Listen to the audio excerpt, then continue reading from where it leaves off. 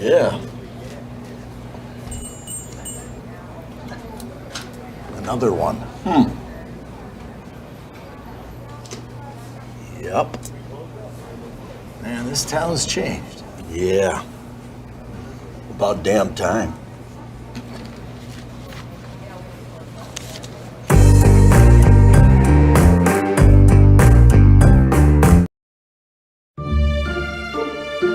Luce, Lucy, and Wreck Funeral Homes are your family-owned businesses ready to help you in your time of need.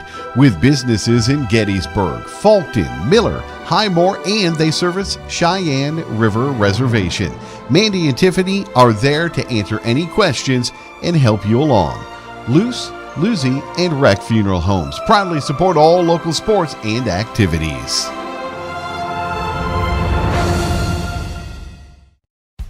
Best of luck in today's competition to the Potter County Battlers from Black Sheep Agronomy, your local agronomy experts. Black Sheep Agronomy wants you to have a successful farm plan and is focused on products and practices that work in this region. As community members themselves, Tyler, Tice, and Austin support area students who work hard in their school and extracurricular activities. Good luck, Battlers from Black Sheep Agronomy.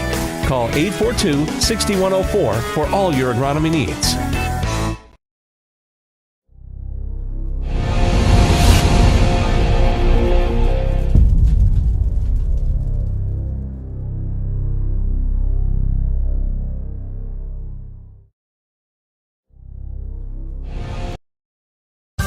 At Plains Commerce Bank, our roots run deep in the plains of South Dakota, where our bankers have been making decisions locally since the 1930s. We're the people in whom you've placed your trust, and we'll be around when you need us. Hi, this is Kay Kaup, agribusiness banker at Plains Commerce Bank. We take the time to get to know your business and your needs. We offer customized lending, local decision-making, and great service, all important to help you grow your business and reach your dreams. Plains Commerce Bank, member FDIC, equal housing lender.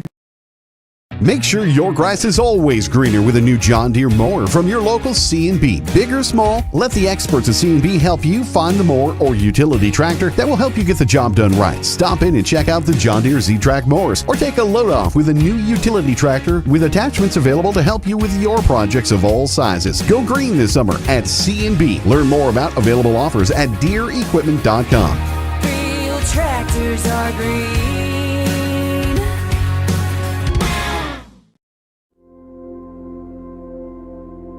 Agriculture is like no other business, which makes Farm Credit Services of America like no other lender. Owned by the farmers and ranchers we serve, our customers have a voice in how we work, a stake in what we do, and share in our success. Discover a lender that works for you at Farm Credit Services of America. At Northern State University, your future starts with an affordable education that's personalized for you. Experience hands-on learning guided by world-class supportive faculty. You'll also enjoy a full campus life with opportunities to choose from numerous student activities and events, all in a safe, welcoming community. At Northern, you'll find a college that's right for you, a place to belong. Your future starts here. Unleash your potential at Northern. What if we said a bank isn't a place to lock up money? It's a place to set it free. What if the point of banking wasn't to bank at all, but to put your ideas to work? What if your bank asked, what if, a little more? Well, what if we told you we do? We're American Bank and Trust, where what if meets why not? If you're ready to change what you get out of banking, start a relationship with us. What if you made the move today? The foundation for how we do business is right in our initials, W-E, we. Everything we do is a partnership. We understand solving the many complex challenges growers face every day takes teamwork. And when we succeed, we do it together. That's the power of we.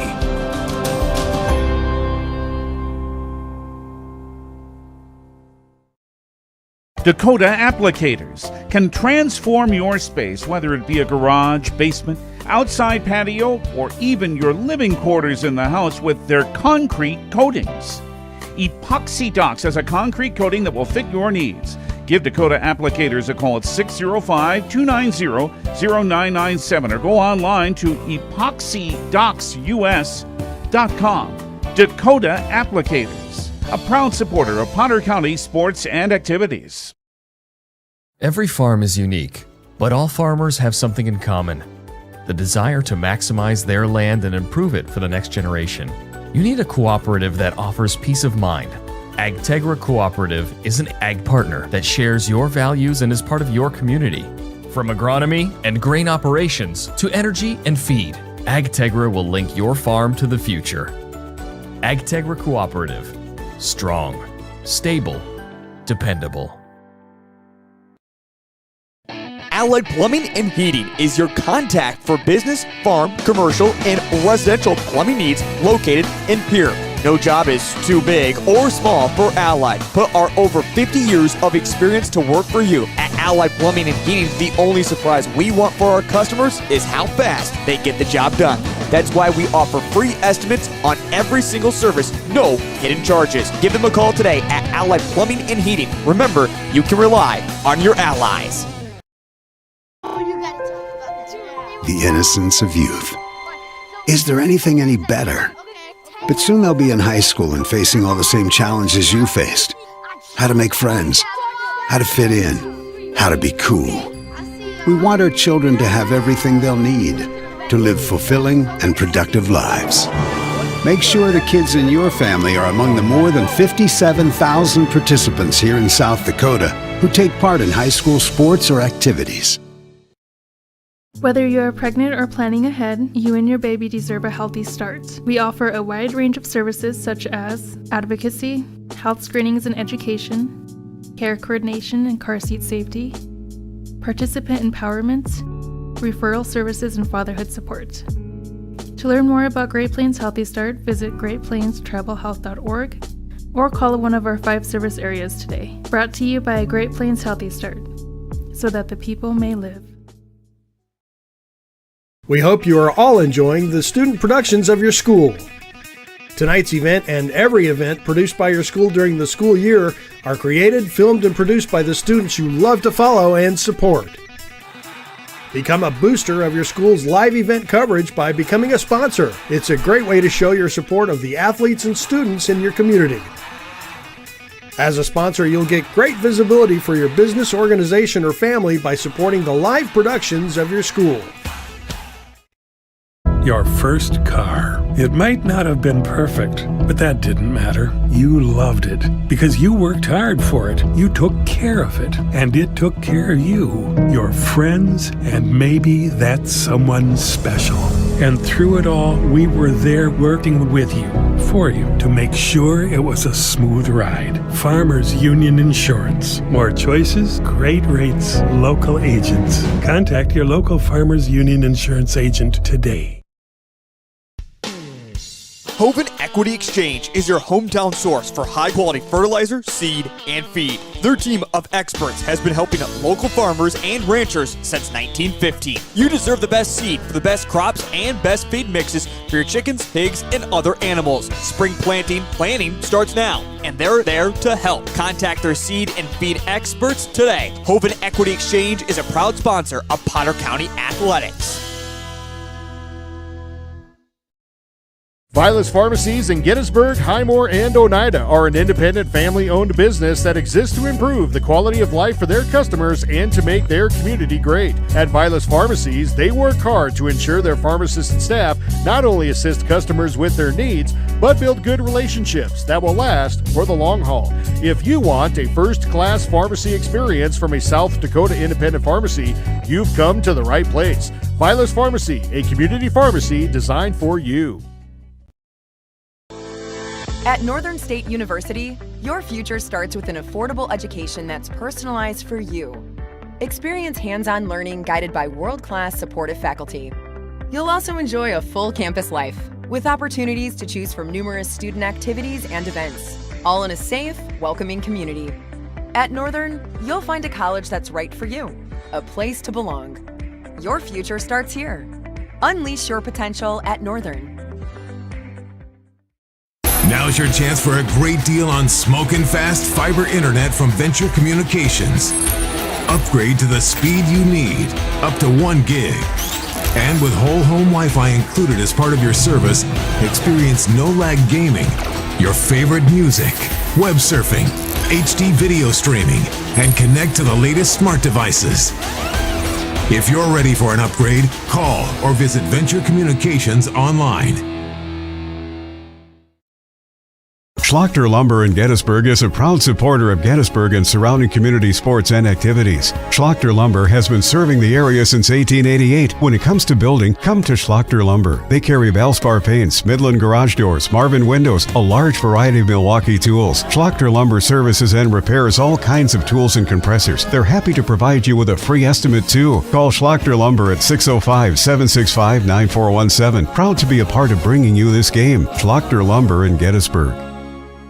At Ringneck Energy, their mission is to produce renewable energy that adds value to grain and livestock production, enhances the income of their investor partners, and provide a safe, rewarding work environment. Located at 901 Redwood Avenue in Oneida, South Dakota. Call 605-945-6900 or check ringneckenergy.com. A proud supporter of local schools and wishes all students the best of luck in all their activities during the school year, creating economic opportunities in our community. I love the small town feel of everybody being welcoming and knowing who you are. You know that you can walk in anywhere and be greeted, and people want to have conversation with you. Shopping with us locally and filling your prescriptions here at Vilas is a huge benefit to our healthcare system. It keeps our revenue local. It's just a great benefit to our entire community. We have drop-off points in Oneida, Selby, and Tobin. Customers can call their refills in and we get their prescriptions ready, and then we send them out to the different stores. Now's your chance for a great deal on smoking fast fiber internet from Venture Communications. Upgrade to the speed you need, up to 1 gig. And with whole home Wi-Fi included as part of your service, experience no-lag gaming, your favorite music, web surfing, HD video streaming, and connect to the latest smart devices. If you're ready for an upgrade, call or visit Venture Communications online. That moment when you realize your furnace is stone cold busted. We're talking a real put on every sweater you own, I can't feel my feet, penguin predicament. But fear not, there's an expert for that. Let your local heating experts at Pites Service Experts keep you warm with $50 off any furnace repair. Like it toasty? There's an expert for that. Call Pites Service Experts at 866-EXPERTS. See website for license details. Your first car. It might not have been perfect, but that didn't matter. You loved it because you worked hard for it. You took care of it, and it took care of you, your friends, and maybe that someone special. And through it all, we were there working with you, for you, to make sure it was a smooth ride. Farmers Union Insurance. More choices, great rates, local agents. Contact your local Farmers Union Insurance agent today. Plenty loud in my headset. Okay, how am I sounding to you, Jeff? Fine. All right, you sound good too. Battler basketball is on the air from the Purple Palace in Hoven, South Dakota. Alongside Warren LeBeau, the sports reporter for the Potter County News, this is Jeff Adele. We have Mike Holbert running the board, Chris Collins running the camera. And we have got action today between the Potter County Battlers and the Northwestern Lady Wildcats. And you know, Warren, I don't know where the time's gone. The season's about half over already. No, it goes quick, though. It does. It goes really quick. Yeah. But anyway, we're here, and it's what a beautiful day. It is a beautiful day. Of course, it was a beautiful day on Thursday until the fog came back. Well, yeah, but when I was crossing the bridge to head over here, I probably saw a lot of people that you probably should respect because they were walking on water, Jeff. Oh, my. Well, of course, it's a little easier to do that this time of year. Yeah. But I mean, the river's packed with houses. Oh, yeah. Just packed with them. I suppose. Lots of ice fishing. The ice should be fairly thick, I would think, after that prolonged cold spell that we had. I know fishing's a big economic boost to this region, but honestly, I would not get on ice for nothing. Well, I think I'd have a lot more better chance catching ice than I would catching fish. But anyway, but it's a beautiful day out, and I'm glad that you guys are tuning in, and especially up from Millette, so we'll appreciate that. Yes, and we welcome you folks, and we give you a couple of our standard disclaimers here. Number one, if we mispronounce your players' names, we apologize for that. We certainly don't do it on purpose. We do try to ask how the names are pronounced. Sometimes we get more than one version when we ask, yes. So we just kind of go with our best guess. So if we've mispronounced somebody's name, we're sorry. No disrespect intended. We don't do it on purpose. The other disclaimer we give is that we are the Potter County Battler announcers, and I don't pretend to be unbiased here. I like these kids from Potter County. I like to see them do well. I like to see them succeed. But at the same time, we do try to give you a fair broadcast, meaning that if your team plays well, if one of your players does something really good, we'll try to tell you that. And so we hope that you'll enjoy the broadcast today. Yeah, and Jeff is actually pre-apologizing for me because I'm the one who handles the visiting team. Yeah, so, Warren so says... it's probably the LeBeau disclaimer. Well, but Warren does do the announcing when the other team has the ball, and I appreciate him doing that because it makes my life a lot easier. But let's go through the starting lineups here. Warren, you want to give the starting lineup for Northwestern on the JV game? For the JV game, number 10, Natalie Shipke. She's a junior. She's listed as a guard. She's 5'4". Number 11, Ashley Haven. She's a sophomore, a forward, 5'10". Also starting is Sophia Trusky. She's number 15, forward. She's 5'3". Number 34, Taylor Better. She's a freshman, 5'8". And number 45, Kira Radigan, sophomore, center, 6'1". So they have some heights, Jeff. Yes, they do. And I was told that Miss Shipke's name is pronounced Natalia. Natalia. What did I say? You said Natalie. Oh, I'm sorry. Which is what I said at first, too, and they corrected me. Okay, Natalia. So we'll try to get that one right at least. Okay. For the Battlers, number 5, Alyssa Kaup, a 5'3" 8th grader. Number 11, Jaden Allmeyer, a 5'8" sophomore. Number 15, Finley Hine, a 5'5" 8th grader. Number 3, Danica Kaup, a 5'5" sophomore. And number 2, Taylor Roush, a 5'11" junior. Battlers are coached by Tricia Hine, assisted by Wendy Roush. And, of course, the assistants usually handle the JV game, so Wendy Roush will probably be doing most of the coaching for the Battlers here in the JV game. Yeah, and I was understanding, too, that Denise Clemens will be handling the JV for the Northwestern Wildcats. And before Jeff jumps back in here, I'm going to keep talking. The Northwesterns will be wearing basically their green uniforms trimmed in yellow, and some have white. So that's what they'll be wearing. So their school colors are green and gold. And they had kind of a neat deal here going on there where the players were giving each other back rubs there before the game started. I wouldn't mind being on a team where I got that. Well, if you're hanging around on no. Dialed the wrong number there. Huh? No. I dialed the wrong number on that one. Yeah.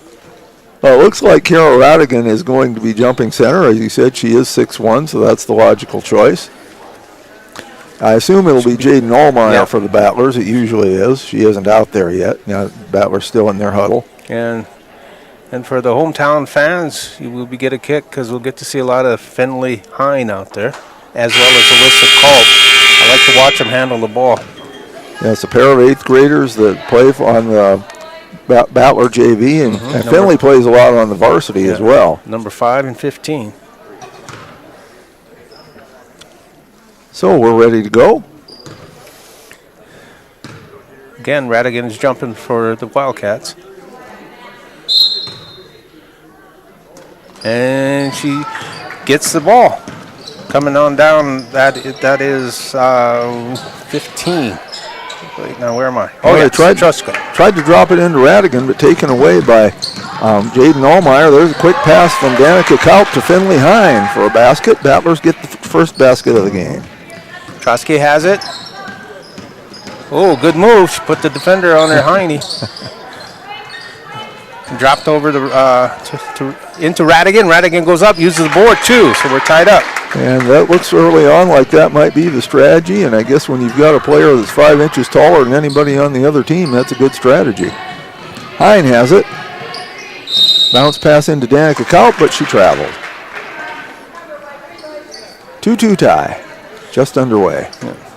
Better will take it out for the Wildcats.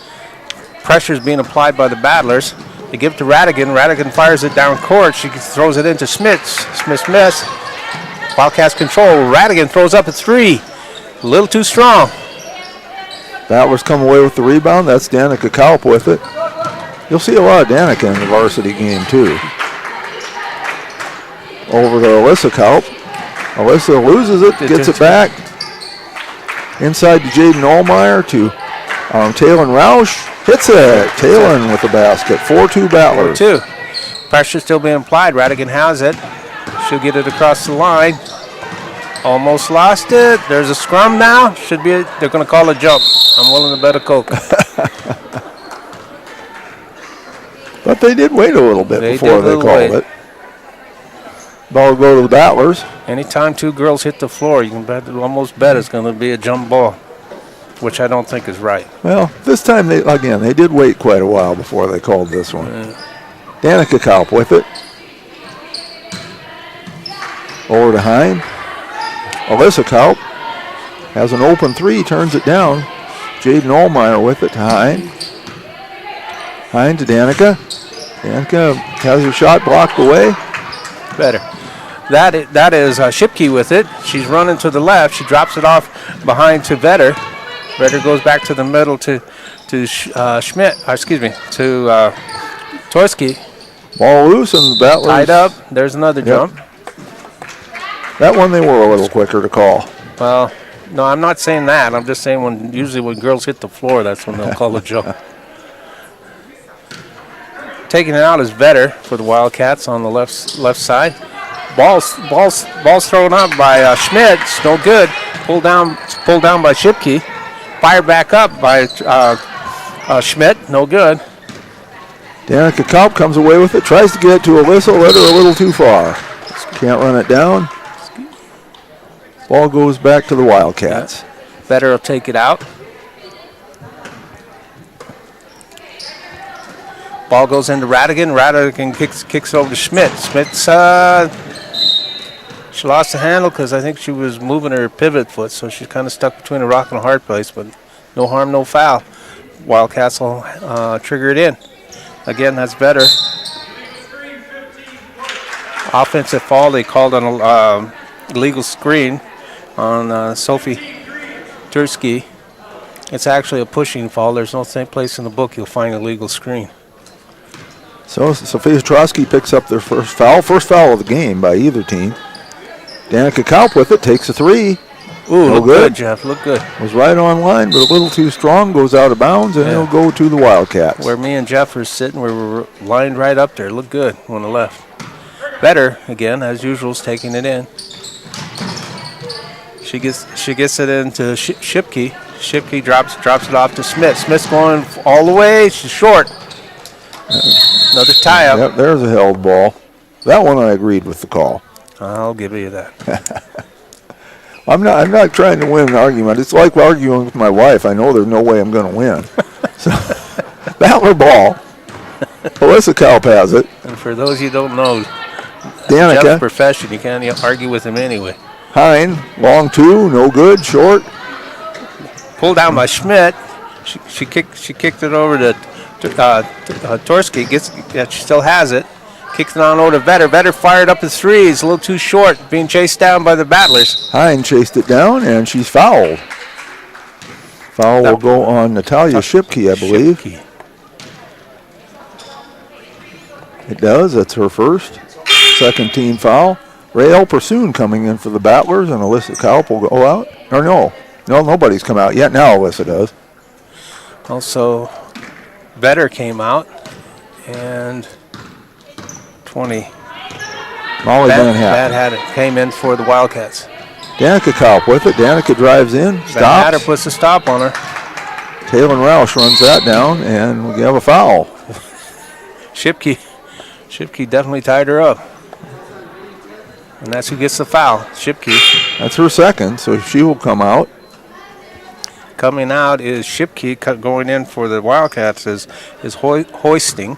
Annalise Holsing, yes. Hine to throw it in. Gets it to Pursoon. Or excuse me, Danica Kaup. Now it's Pursoon. Pursoon underneath to Allmeyer. Looking for some help. Bounce pass. Nice bounce pass to Danica Kaup, but she can't finish it. Radigan pulls it down. Kicks it on out. That is Dursky. She lost the handle. Danica Kaup came away with it to Pursoon. Pursoon has it taken away from her. By Tursky. Kicked on up to Schmidt. Schmidt still has it. Kicks it on over to Van Hatter. Van Hatter is looking for help.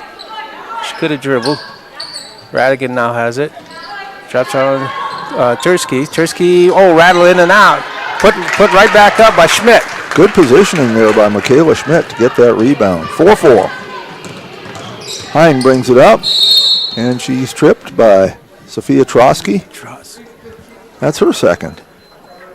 So only 14 fouls on the Wildcats, but they have 2 players with 2. And okay, Trotsky's coming out. Coming in is Melius, Teresa. No, it's still down south. I'd say Tressa, but it's Teresa. Pursoon throws it into Danica Kaup. To Hine. Hine for long 2. Nice hits it. Shot. Finley Hine with 4. It's 6-4 Battlers. Okay. Van Hatter has it. Kicked it on over. This is Radigan that has it. She tried to do a scoop pass. Blocked. And Roush comes away with it. Gets it to Danica Kaup. Danica trying to drive in against move. 3. Puts it up. No good. Pursoon fights for the rebound. Hine comes away with it and hits it. 6 for Hine. 8-4.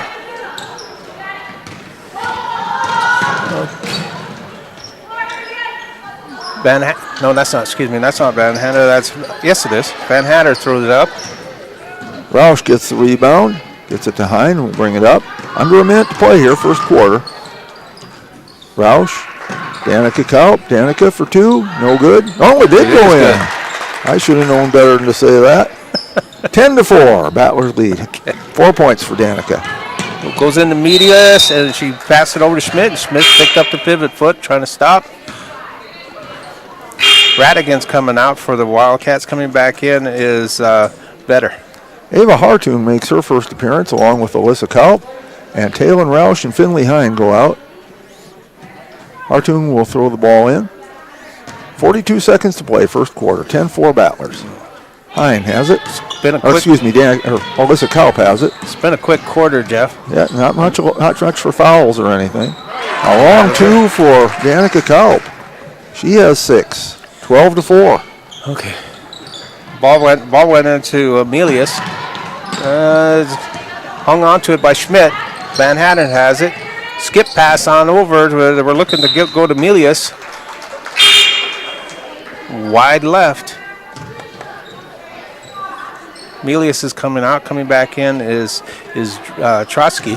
Coming back with 2 fouls still in the first quarter. 15 seconds to play. Danica Kaup with it.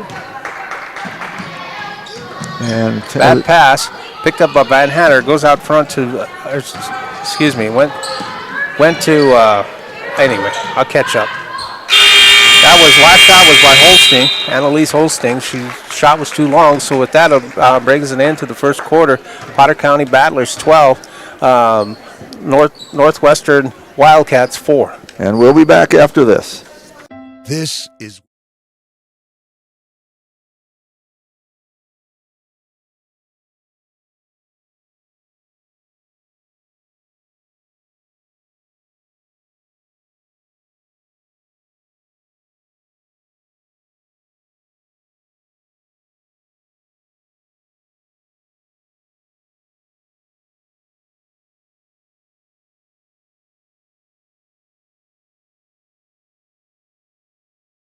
This is what matters.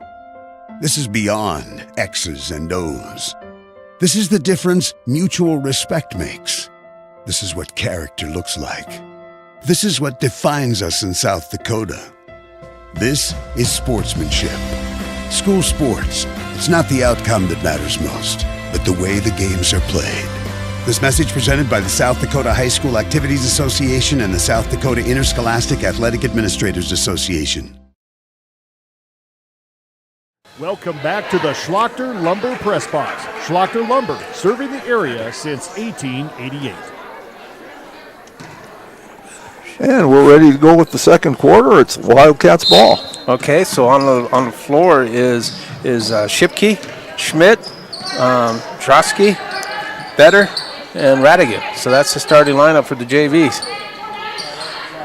Having on the ball is Drosky. Kicked it over to Vetter. Vetter drops it into Radigan. Radigan looking for somebody breaking. Nobody does, so she takes it herself and she's tripped up. They're going to get a list culp for that. No, they did not. They called wow. Taylor Roush. I was with you. I was expecting it to be on Danica, but that's not what they called. It was her foot I saw, but I don't count. That's Shipke. I guess one foot looks kind of like another. Over to Smits. Oh, Smits skims it off the rim. It's no good. Northwestern got a hold of it. They're fouled. Battlers did not have a foul in the first quarter, but now they've got two already here in the second, just 26 seconds into it. Jaden Allmeyer picks that one up, her first. Natalia Shipke goes to the line. First shot's up, rattles in. First free throw by either team. 12-5.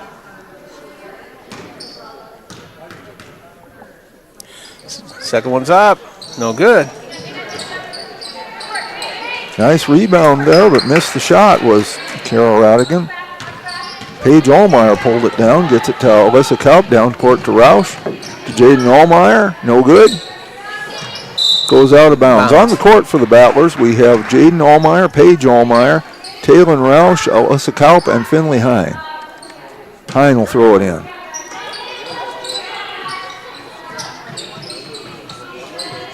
Alyssa Kaup, and she gets tripped. She stuck her foot up. Shipke definitely get nailed with that. And that's her third if they called it on Shipke, and they did.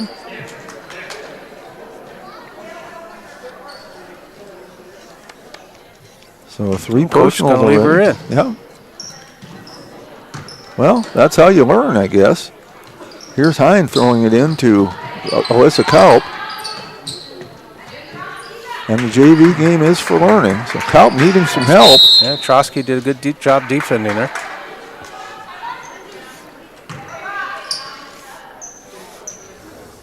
Hine to throw it in.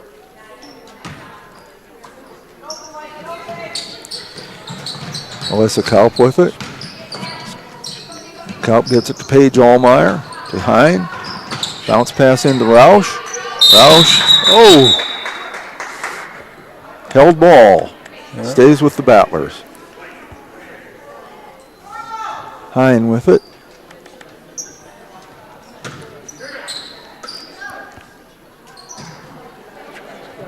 Throws it over the top to Paige Allmeyer. Has it slapped away from her, but Jaden Allmeyer there to take it. That was Shipke with 3 fouls. She shouldn't be slapping in like that, but it's her business. That's better. She almost stole it. Couldn't quite get the handle on it. Ball stay with the Battlers. 8 seconds on the shot clock. Hine has it. Gets it into, that's a Kaup. Kaup puts one up, blocked.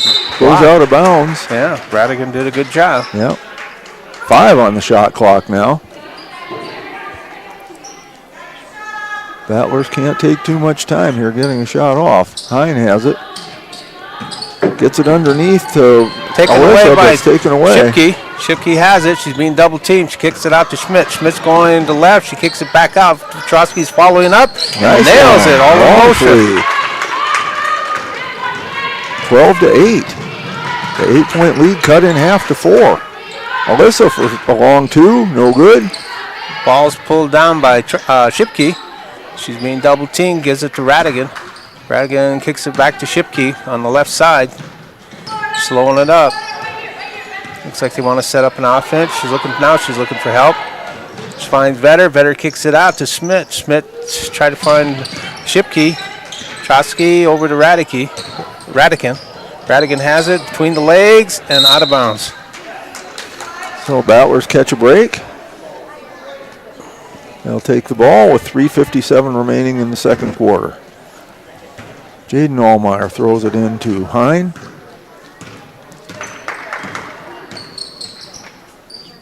Hine looking. It's away. Taken away by Trotsky. Trotsky still has it. She kicks it over to Smith. Smith off the board and for 2 points. Michaela Schmidt has 4, and it's 12-10. Battlers have not yet scored in the second quarter. Northwestern with 6 points. And we have another trip. Seen a lot of trips today. 10, that's Shipke. That's her 4th. Shipke's coming out. Coming back again is Van Hatter. Also coming out is Radigan. And replacing her is Annalise Holstein. Paige Allmeyer came out. There was a good pass underneath from Hine to Jaden Allmeyer. She hits the basket and she's fouled. Jaden's first basket of the game.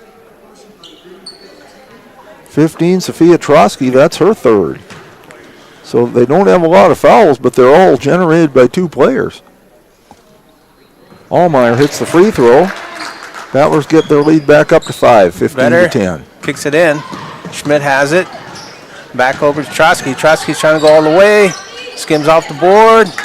And Taylor Roush gets it as Pursoon batted it to her. Trotsky now she loses picks her it. pocket. Gives it up to Schmidt. Smith kicked it on over. That is Holstein had it. Back to Smith. Over to Holstein. Hoisting. I got to get to Hoisting. Holsing. Okay. Trotsky had it. Okay. Hoisting. Holsing. Sing, not Sting. Sing. Put back up by Van Hatter. 2 points. Her first basket, 15-12. Kaup has it. And that's going to be the 4th one on Sophia Trotsky.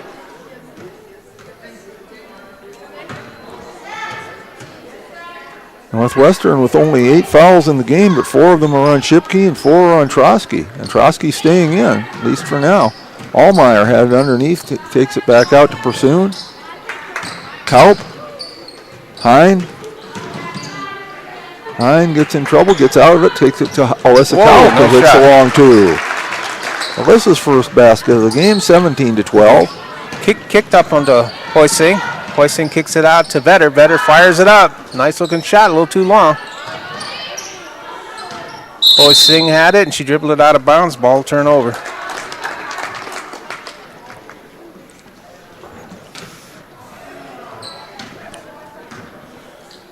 And Northwestern wanted to substitute, did it a little bit too late. So their substitute will have to wait. Pursoon has it for the Battlers. Jaden Allmeyer underneath, bounce pass to Alyssa Kaup. Alyssa turns around, puts one up, no good.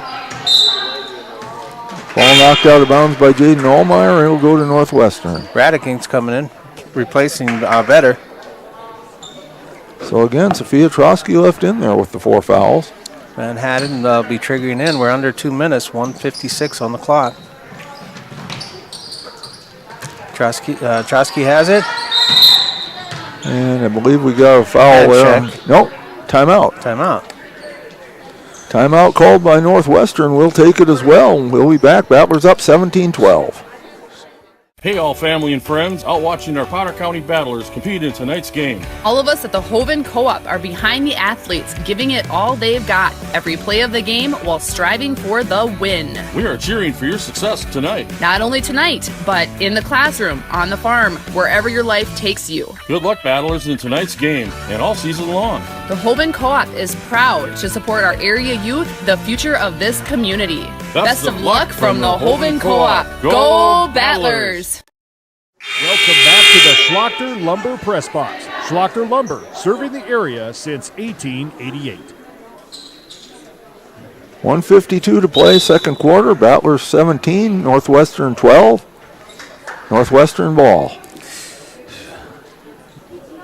Van Hatten will take it in. Trotsky sets a pick. They go into Radigan, batted out. Taylor Roush broke that one up. Van Hatter will try it again, but from the side. Just looking for some help. finds Trosky. Trosky tried to throw it up to Van Hatter. Knocked out of bounds again by Allmeyer. Now Van Hatter will take it out on the baseline. She slaps the ball, gets her teammates to move. Throws it out front. Trosky. And Alyssa Kaut picks up a foul. Her first. Third team foul. Not shooting yet. Ava Hartoon comes in. Rael Pursoon goes out. Battlers had 2 fouls in the first 30 seconds of this quarter and did not get another one until now, 1:44 remaining. Van Hatter does a lob pass into Radigan, but too far over her head, goes out of bounds. The ball will be out on the side again, not by the stage, but over here in front of the Battlers bench. Hine will throw it in. Well, now we have a substitute coming in. This is Melius. Melius is going in for Trosky. Hine throws it into Kaup. Alyssa brings it up. Over to Hine. No good. Jaden Allmeyer runs it down.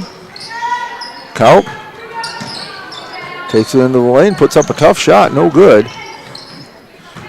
Pulled away by Hoising. Hoising tried to drop it down into Melius. Melius could not quite corral it. Turns over. And Roush throws it off of Teresa Melius to get the ball for the Battlers. Kaup. Jaden Allmeyer had an open 3. Isn't going to take it. Hine, long 2. No good. That one's pulled down by Schmidt. Broken up by Alyssa Kaup. Tried to get it to Van Hatter.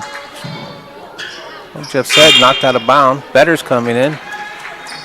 Better replace Van Hatten.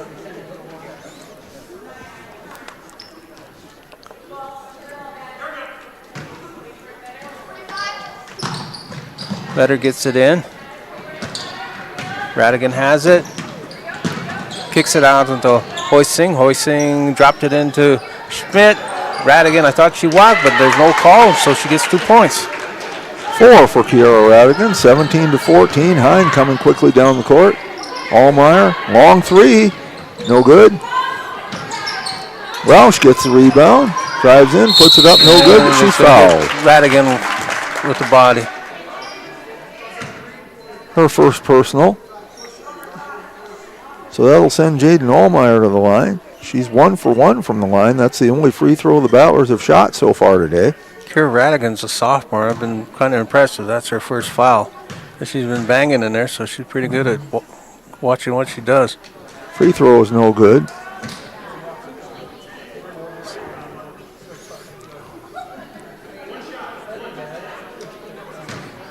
.8 to play in the first half. Battlers up by 3. Second shot is good, 18-14. That's the Johnny Horton score, an 18-14. Took a little trip. Yep. Coming in is a back in. I should say back in is Van Hatten. Sitting down is Schmidt. Better triggering it in. Kicks it in. Holsting up to Van Hatten. Back to Holsting. Vetter. Hine takes it away. Takes it all the way down. Puts it up with the left hand and hits it. Finley Hine with 8 points. Battlers up by 6. Vetter has it. Timeout. Timeout with 14.8 seconds left in the half. Well, we'll take a quick timeout too and be back after this.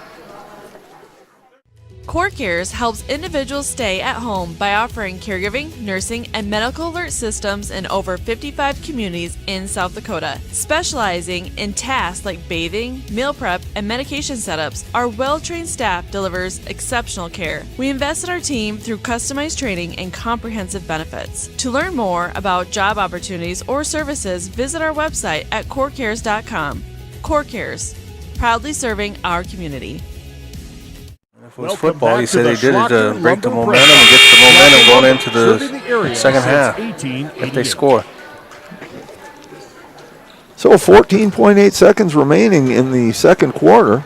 Kara Radigan will take it out for the Wildcats. They stacked them. Long pass down to Hoisting. Hoisting's going. She drops it back out to Vetter. Vetter shoots. No good. Off the back of the rim. Picked up by Schmidt. Radigan fires up a three with time on the clock. No good. Turnaround shot by Hoisting. No good. So, Northwestern cut into the lead a little bit in the second quarter. The Battlers led by 8 after 1, and now they lead by 6. It's 20-14. We'll take a little break here, have you look at some commercials from our sponsors, and we do encourage you to thank our sponsors for their sponsorship of these games. And we'll be back in a few minutes. Do you have a pest problem?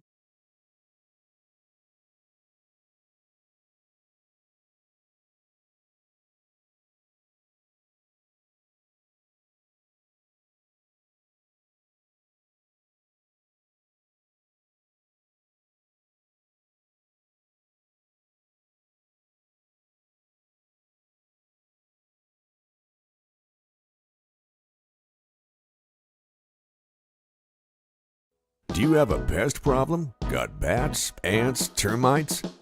Family owned and operated, Olson's Pest Technicians have had over 50 years experience taking care of pest problems in places across South Dakota, Nebraska, and Iowa. Utilizing brilliant methods such as Centricon bait stations for termites and Vicane treatment for bed bugs. There's no pest too tough for Olson's Pest Technicians. If you have pest problems, call 800-KILL-BUGS. At East River Diner of Gettysburg, we've captured everything we love from great food, friendly faces, and an inviting atmosphere. Stop in and try our delicious pizzas, burgers, wings, and desserts. We've got something for everyone, including fantastic service with a smile. East River Diner is located at 711 West Garfield Avenue in Gettysburg. Stop in before or after the big game, or place an order online to grab and go. East River Diner is a proud sponsor of Gettysburg Battlers athletics and events. Whether you're pregnant or planning ahead, you and your baby deserve a healthy start. We offer a wide range of services such as advocacy, health screenings and education, care coordination and car seat safety, participant empowerment, referral services, and fatherhood support. To learn more about Great Plains Healthy Start, visit greatplainstravelhealth.org or call one of our 5 service areas today. Brought to you by Great Plains Healthy Start, so that the people may live.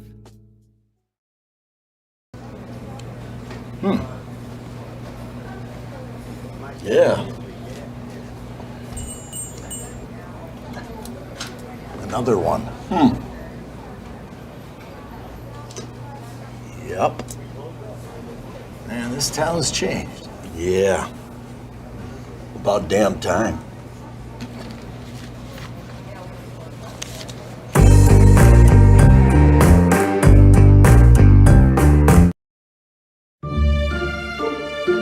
Luce, Lucy, and Wreck Funeral Homes are your family-owned businesses ready to help you in your time of need. With businesses in Gettysburg, Fulton, Miller, Highmore, and they service Cheyenne River Reservation. Mandy and Tiffany are there to answer any questions and help you along. Luce, Lucy, and Wreck Funeral Homes proudly support all local sports and activities.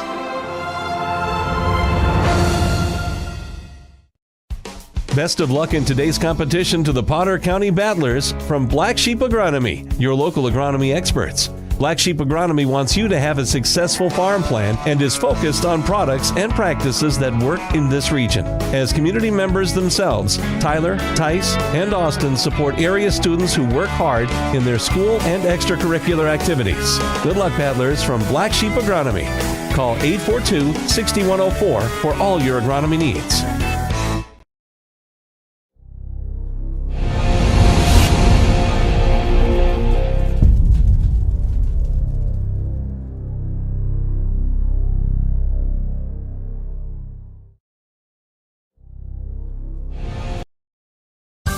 At Plains Commerce Bank, our roots run deep in the plains of South Dakota, where our bankers have been making decisions locally since the 1930s. We're the people in whom you've placed your trust, and we'll be around when you need us. Hi, this is Kay Kaup, Agribusiness Banker at Plains Commerce Bank. We take the time to get to know your business and your needs. We offer customized lending, local decision making, and great service, all important to help you grow your business and reach your dreams. Plains Commerce Bank, member FDIC, equal housing lender.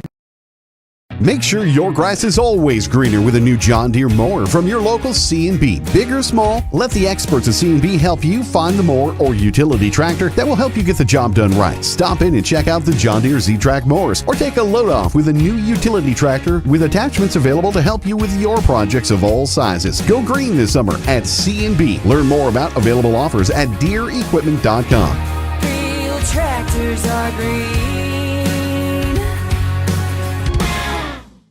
Welcome back to the Schlachter Lumber Press Box. Schlachter Lumber, serving the area since 1888. We are at halftime here at the JV game at the Purple Palace in Hoven. Alongside Warren LeBeau, sports reporter for the Potter County News. Mike Holbert running the board, Christopher Collins running the camera. This is Jeff Adele. Go through the first half scoring for Northwestern. Michaela Schmidt had 4 points. Kara Radigan had 4 points. Natalia Shipke had 4 points. Molly Van Hatten had 2. For the Battlers, Finley Hine led the way with 8 points, 6 of them in the first quarter. Danica Kaup had 6. All 6 of hers were in the first quarter. Jaden Olmeyer had 4, all in the second quarter, and Alyssa Kaup had 2, both of hers in the second quarter, making it 20-14. Foul trouble, Northwestern with 2 players with 4 fouls, Sophia Trotsky and Natalia Shipke. Battlers, nobody with more than 1 foul. After this one, of course, we have the varsity matchup. Other things going on for Battler sports, kind of the upcoming schedule. Today, our wrestling team is down in Groton, or up in Groton, I should say, for a tournament there. Monday night, middle school wrestlers are in Oneida, and the Battler boys and girls basketball teams are in Presho for a doubleheader against Lyman. Tuesday, the girls are back in action against Redfield. That's in Redfield. And the middle school boys Tuesday are in Ipswich. And the wrestlers are in Sully Buttes, also, or it's not Sully Buttes, Sunshine Bible Academy, also Tuesday. Thursday night, Thursday, the 4th grader girls have a game in Gettysburg. Thursday through Saturday is the state one-act play competition. And Friday, there's Battlers boys and girls basketball doubleheader against Sully Buttes. That'll be in Gettysburg, and that's Parents' Night. So lots of action here. The girls, in fact, are in a stretch where they're playing 5 games in 8 days. So we have a lot of girls who were on the state cross-country team, the state champion cross-country team. So we're making sure we keep them in shape, because that's a lot of basketball, 5 games in 8 days. They started that stretch Thursday, and varsity girls had a win against North Central. Play Northwestern today. Of course, Monday they take on an undefeated Lyman team down in Presho. That'll be a tough game. And then they go to Redfield Tuesday and then come home to play on Friday to play Sully Buttes, which is not going to be any easy game either. You can pretty much throw out the records when those two play each other.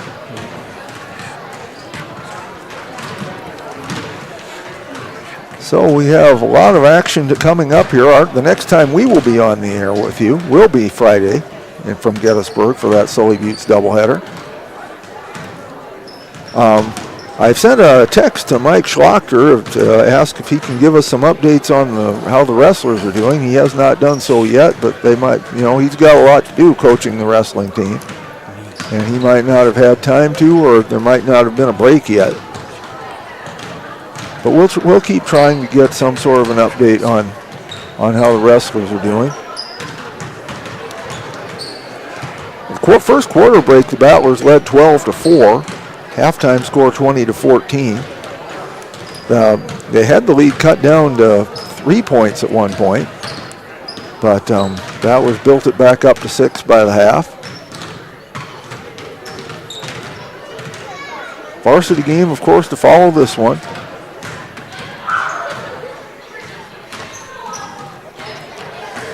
And I mentioned it's hard to believe we're halfway through the season. And it just, the time just goes flying by, it seems like. I don't know if the seasons are shorter now or if I'm just older, but it seems like the seasons just fly by anymore. When I was a kid, it seemed like they were a lot longer. And to an extent they were, because you didn't have the football playoffs back then, so they could start playing basketball in November. Yeah. And you used to have tournaments over the Thanksgiving holiday. So they are actually a little bit shorter than they used to be, at least on the front end. On the back end, there may be a little bit longer because it used to be state tournament time the first weekend in March. I remember that, too. Yeah. Yes, we're both old. Yeah. The ball will belong to the Wildcats. Radigan will be taken out. Also out on the floor is Schmidt, Trotsky, Radigan, and Shipke. Shipke's in foul trouble, right, Jeff? Yes, and so's Trotsky, both with 4. Both with 4. So it looks like Northwestern has their starting lineup back on the court. Battlers have not broken the huddle yet. Now they'll have to as the horn sounds. We have Alyssa Kaup, Rael Pursoon, Jaden Allmeyer, Danica Kaup, and Taylor Roush. So not quite the starting 5 because Rael Pursoon out there. Okay, folks, we're underway here. Ball goes into Trotsky. She's got Culp on her. Kicks it on over to Vetter on the right side.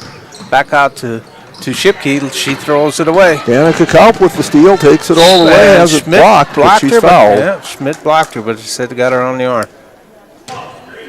Her first personal, obviously the first team foul as we're just underway here in the third quarter. Danica Kaup will go to the line for 2. Battlers were 2 of 3 from the line in the first half, all of them by Jaden Allmeyer. Bounces around and out. Neither team shot very many free throws first half. Northwestern was 1 of 2. That one's short. Taken away by Schmidt. She's on a dead run. She's got 1 on 4. She kicks it back out to Trotsky. Trotsky fires up a 3. It's no good. Pursoon with the rebound. And there's the taken pass away by taken Trotsky. away. Now she's on a 1-on-1. She just got Culp to beat off the board. Into the padding, and she'll go to the line for 2. Alyssa Kaup will pick up her second foul.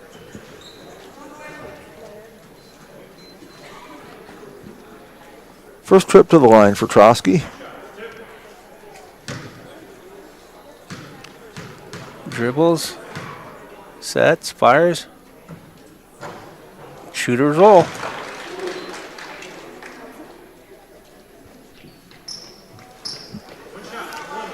One coming. There's no more 1-on-1 in high school ball. Second one, nothing but net. 20-16, the lead down to 4. Kaup brings it up. That's Danica Kaup. Danica driving in, puts one up, no good. Okay, Vetter pulls down the ball, throws out to Trotsky. Trotsky's running, she pulls it back out, goes to the middle, kicks it on over to Vetter. Vetter drops it down to Shipke. Shipke lobs it on into Radigan. Roush breaks it up, and Good they say defense it's by off Roush. of the Lady Wildcats. So the Battlers get the ball. It's good D by her part. Yes, it was. Alyssa Kaup brings it up.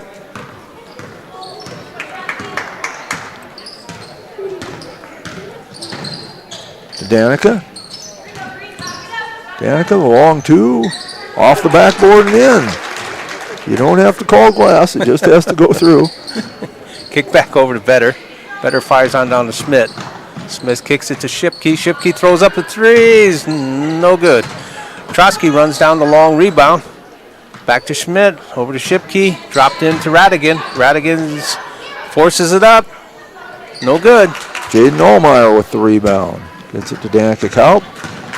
Danica takes it all the way. Now stops. Puts one up. Nice move. No good. Pulled down by Schmidt for the Wildcats.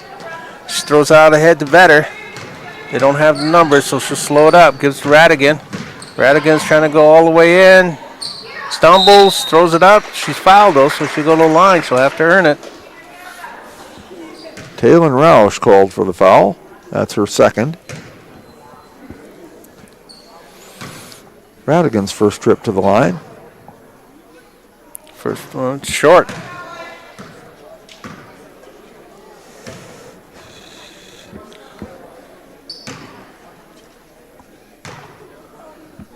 Second one is nothing but net. Lead is 5, 22-17. Danica Kaup with it. Alyssa drives. No, slapped away by Radigan. Good block. Gives it to Vetter. Up to Trotsky. Trotsky stops, kicks it back out. Vetter thoughts about it. No, she's going to drop it into Radigan. Radigan off the boards, a little too strong. Roush with the rebound to Alyssa Kaup. Trotsky tried to steal that. She better be cautious. Alyssa goes behind her back, and we have a timeout called by the Battlers. 3:41 to play, 22-17 Potter County. We'll be back after this. Agriculture is like no other business, which makes Farm Credit Services of America like no other lender. Owned by the farmers and ranchers we serve, our customers have a voice in how we work, a stake in what we do, and share in our success. Discover a lender that works for you at Farm Credit Services of America. Welcome back to the Schlachter Lumber Press Box. Schlachter Lumber, serving the area since 1888.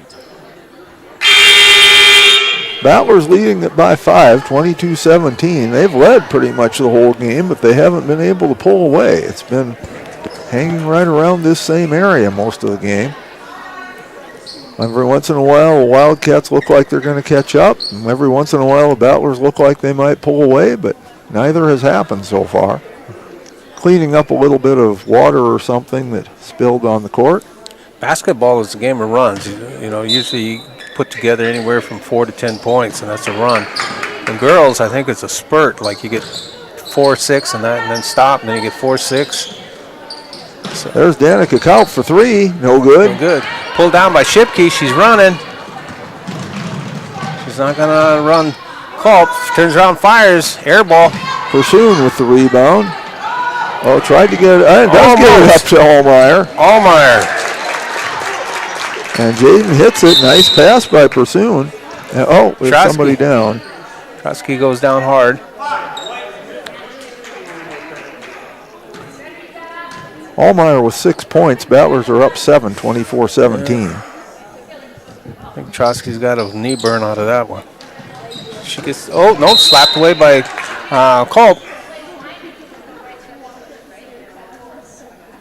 Danica very quick. She gets a lot of steals. Better take it out on the right side, on our near side. Gets it into Trotsky, back to Vetter. Vetter kicks it up to Radigan. Kira, the long pass on down and too far over Schmidt's head. Turnover. 3:06 to play. Paige Allmeyer will come into the game, replacing Rael Pursoon. We've not seen Finley Hine in this quarter. They're perhaps saving her for the varsity game. Van Hatter comes in, replaces Vetter. Alyssa Kaup with the ball. Stops the dribble. Jaden Allmeyer. Jaden's got game. Allmeyer stopped, gets it to Roush, to Danica Kaup, to Alyssa. Looks at a 3, passes it to Jaden. Jaden at the top of the circle. Drives in, puts one up, no good, but she's fouled. She's got good ball sense. Yeah. 20, that is Van Hatten. That's her first. Got tagged with that foul. Yeah, Jaden plays some on the varsity. Next year, they're really going to need her to step up as we lose Caden Cronin and Olivia Michelson next year. Yeah, especially since she's 5'8". Hopefully she's not done growing. Coming out is Shipke. Coming back in is Holsing. 2 for 4 from the line for Allmeyer. 2 for 5. Radigan gets the rebound. She's dribbling, slapped out of bounds. Paige Allmeyer breaks that one up. Bad hand triggered in front of the Potter County bench. Stack needs help. Drops it over to Trotsky. Trotsky gets across the division line. Kicks it on down to Schmidt. Holsing has it. Van Hatten. Drop back over to Holstein. Holstein's looking for Radigan. Taken away. Slapped away. Almost the ball taken still away. loose. And a held ball is called. She looked like Shotsky looked like a quarterback going underneath center. Battler ball. Whatever it takes, right? Yeah, that's right. Those held balls sometimes look like a game of Twister, but you got to keep after it. Alyssa Kaup brings it up. Roush. Jaden Allmeyer. Wildcats still a man-to-man. Roush. Travels. 2:04 to play third quarter, 24-17. Manhattan will trigger it in on the far side. Push her up the line a ways. Drops it in to Schmidt. Schmidt into Radigan. Radigan dribbles down into the baseline. Taken away. Danica Kaup took it, and now it's Paige Allmeyer with it. Alyssa. Paige. Underneath to Danica. Danica looking for somebody. Now gets it to Jaden. Roush for a long two. No good.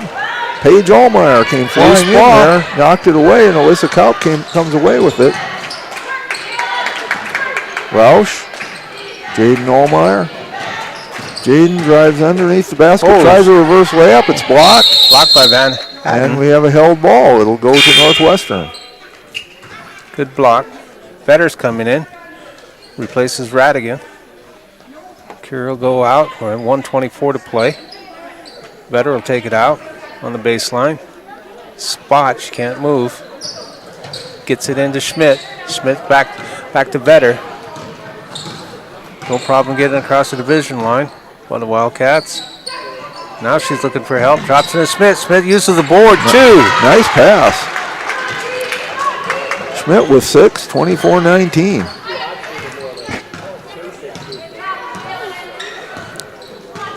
Alyssa Kaup stops her dribble.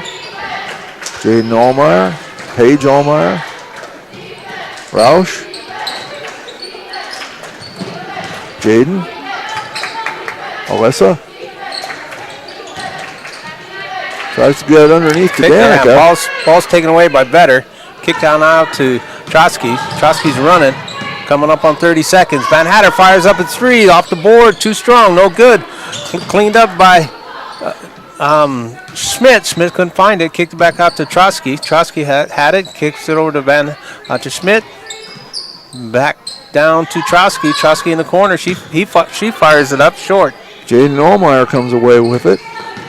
It's interesting, they've had Danica Kaup playing underneath, and they've had Roush and Jaden Allmeyer more out on the perimeter. Schmidt tried to bat it away. And she's in some pain. Yeah, she paid for that. Kaup took a step back, so that's why she attacked, and that quick, Kaup went forward. Schmidt got a foul on it. It's her second. When she lowered her head, Kaup was going in. Kaup caught her with her shoulder. So she'll come out for a bit. We hope she'll be okay. Yeah. Melius comes in. Plays Schmidt. Roush and Paige Allmeyer go out. Addison Grease rather comes in, along with Ava Hartoon. 13.4 to play. Shot clock off.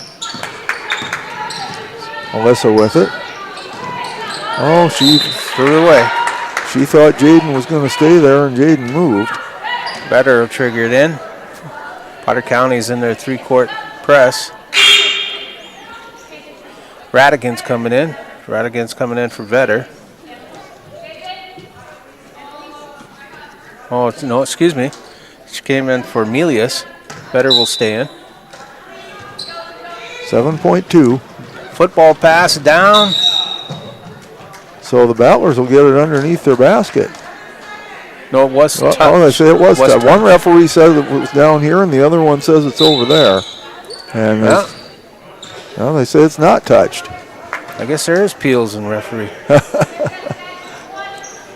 I always say that's why they've got 3, so someone can break the tie. Jaden Allmeyer to throw it in. Underneath to Danica Kaup. Bounce pass Wide to open. Grease. Oh, she lost the handle. She's handle. wide open. Radigan has it. Fires a pass down to Van Hatten. Couldn't get it off fast enough. So with that, brings it into the third quarter. Potter County Battlers are leading here in the Purple Palace 24-19, which is the score for the Northwestern Wildcats. We'll be back. At Northern State University.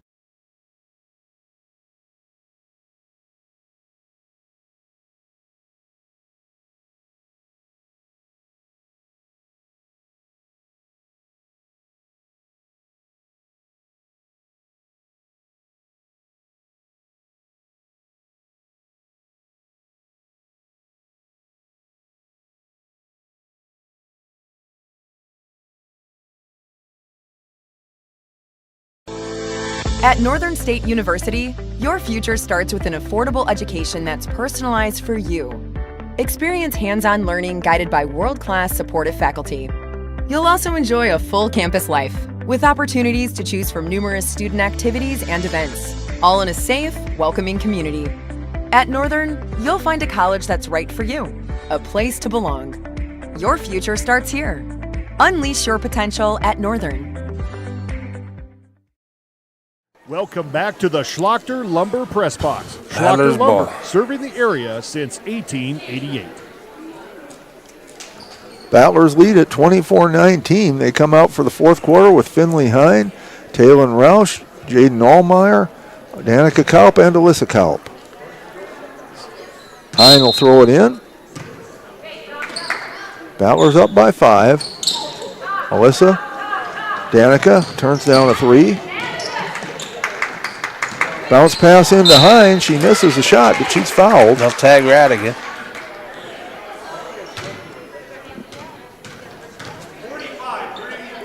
Kara Radigan gets her second foul. First team foul, of course, as we're just underway here in the fourth quarter. Hine at the line to shoot 2. Misses the first. This is her first trip to the line. The Battlers have not shot free throws well. They're 2 of 8 so far.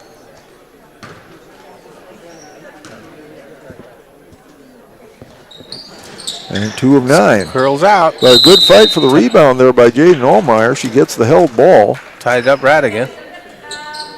Goes over to the Wildcats. Vetter will take it out. So we got Vetter, Radigan, Shipke, Melius, and Van Hatter out there for the Wildcats. Holsing had it. I said Melius, but that's Holsing.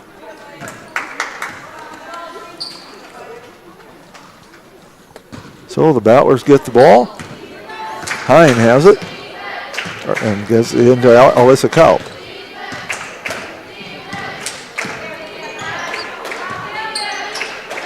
To Danica Kaup, she'll take a 3. Looks on. Oh, short. Just short. Radigan pulls it down, kicks it out to Vetter. Vetter did stutter Traveling. step. Good defense there by Danica Kaup. Just kind of distracted her a little bit.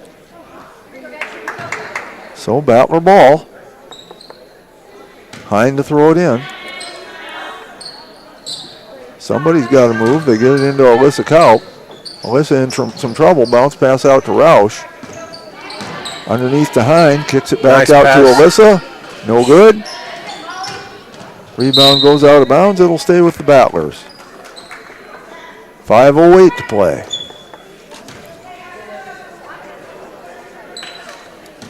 Hine again throws it in. Looking, gets it to Roush. She puts one up, no good. Skims out. Pulled down by Van Hatten. That gets it up to Vetter. Radigan picks herself up. She'll join the group here shortly. Kicked on over. Shipke. Radigan throws up a 3. Short. 4:50 remaining. Battlers get the ball. No scoring yet in the fourth quarter. 24-19, Battlers lead. Kaup with it. Brings it up, that's Alyssa. Stops her dribble, needs some help. Good And defense. Timeout called by the Battlers to save the 5 count. That was good defense by Van Hatten. So, we'll be back after this. What if we said a bank isn't a place to lock up money? It's a place to set it free. What if the point of banking wasn't to bank at all, but to put your ideas to work? What if your bank asked, what if, a little more? Well, what if we told you we do? We're American Bank and Trust, where what if meets why not? If you're ready to change what you get out of banking, start a relationship with us. What if you made the move today? Welcome back to the Schlachter Lumber Press Box. Schlachter Lumber, serving the area since 1888.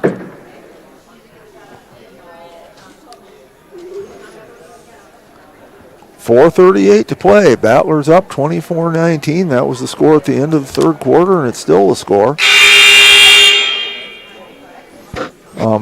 Have to kind of tip your cap to Sophia Trotsky and Natalia Shipke. They each had 4 fouls in the first half, and they're still around. They have not committed that 5th foul. And hopefully Jeff didn't put the whammy. That certainly wasn't my intention. Vetter,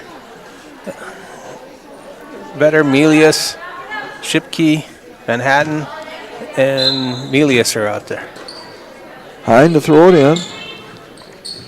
And it's stolen away. Stolen away. That's Shipke that took it. Kicked on over to Van Hatten. Van Hatten gets and she drug her pivot foot. Danica Kaup jumped in there and just bothered her enough.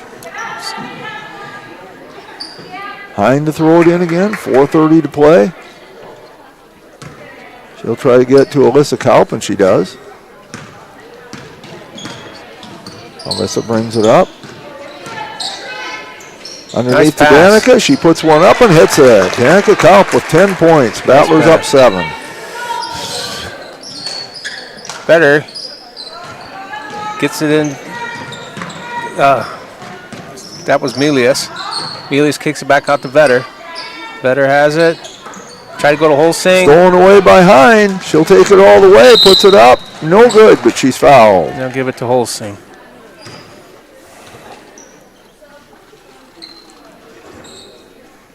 Annalise Holsing picks up her first foul, second team foul. Hine at the line. She's 0 for 2 from there so far. 1 for 3. Rael Pursoon coming in. Alyssa Kaup goes out.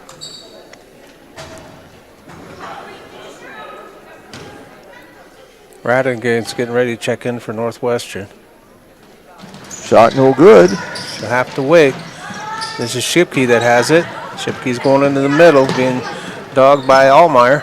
Shipke goes to the right. Kicked out onto Holsing. Holsing kicks it over to Manhattan. Back to Melius. Over to Vetter. Back to Shipke. Playing catch. Danica Kaup takes it away, and she's fouled. I think that'll be 5 on Shipke. And she thinks so too, as she's already walking to the sideline. Natalia Shipke will leave the game with 4 points. And Radigan will come in. Hine throws it in. Danica Kaup runs it down. Danica will take the long 2. No good, but she's fouled. Yeah. For those that wondering about Schmidt, she's back, but she's holding ice next to her right side of her face, so hopefully she's okay. Holsing picks up the foul, her second. Danica Kaup gets the wall to climb over that time. She's 1 of 3 from the line. Cannot read the number, Jeff. Number 1, Lily Haven. Haven. Her first appearance in the game, I believe. And second one goes in for Danica. She's 2 of 4 from the line, 12 points. Okay. Pass on out to Manhattan. Back to Vetter. Allmeyer's all over. Vetter kicks it on down to Melius. Over to Haven. Haven goes in the middle, drops it back. Melius fires up at 3, rattled in and out. Danica Kaup pulls it down, gets it ahead to Jaden Allmeyer. Allmeyer takes it all the way in and hits it. Jaden with 8, 12-point lead for the Battlers, their biggest lead of the game. Vetter has it, kicks it on front to Hatten. Hatten did it again. She moved her pivot foot. Yep, just drug it along a little bit. And Northwestern will call timeout. Yeah, and Annalise Holsing is coming in. So we'll be back after this. The Foundation for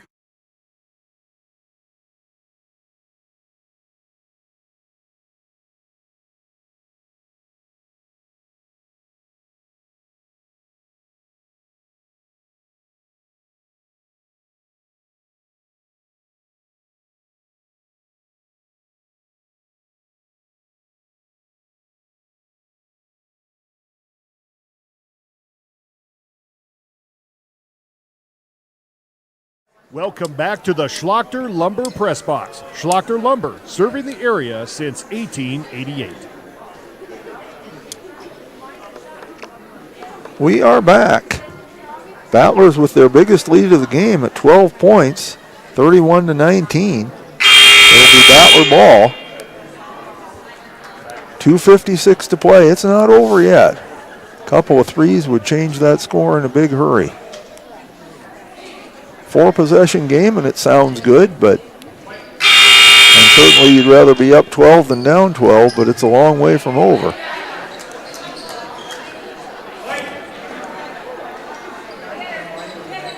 Hine will throw it in. Needs somebody to throw it to. Now coming out is Danica Kaup.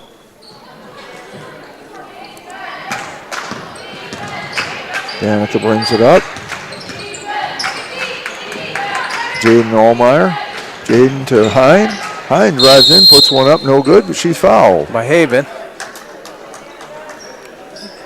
Lily Haven will get tagged with that. That is her first foul. Hine at the line. She'll shoot 2. She's 1 of 4 from the line so far. Make it 2 of 5 as she hits that one. 32-19.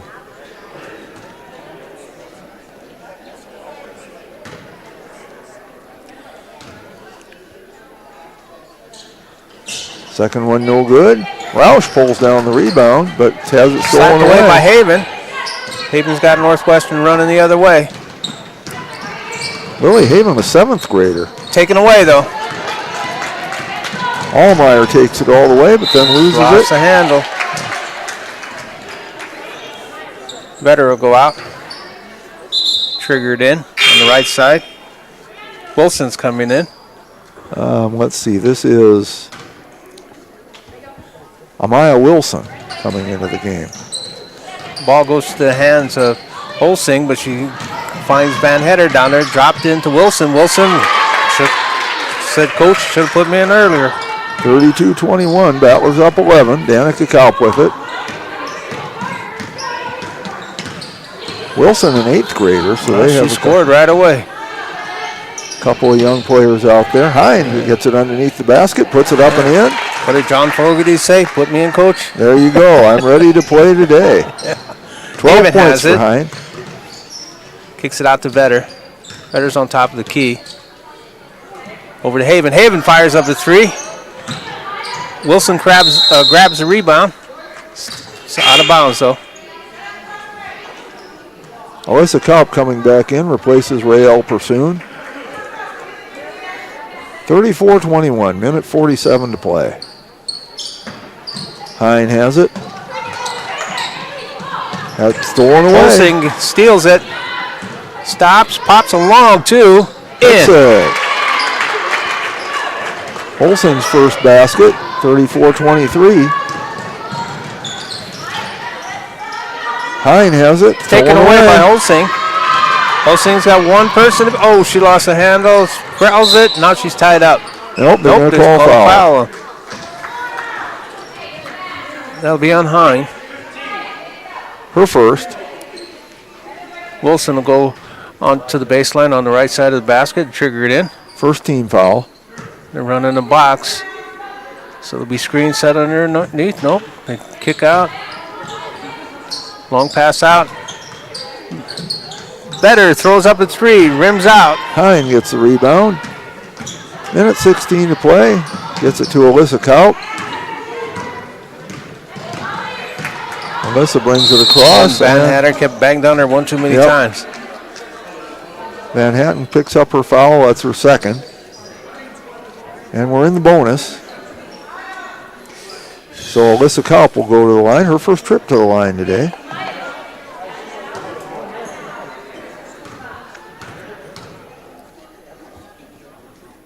No good. Ooh. Battler 6 of 16 from the line. Melius comes in, replaces Holsing for the Wildcats. Ava Hartoon comes in, replacing Taylor Roush.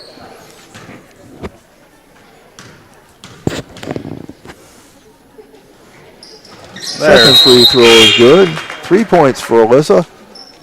Better. Addison Grease comes in to replace Jaden Allmeyer. Better will take it out. 67 ticks left on the clock. Gives it into Haven. 7th grader, no problem getting across. Kicks it on up to Melius. Melius is short with it. Fight for the loose ball. Goes to the Battlers. Down court to Danica Kaup. She'll pull it back out.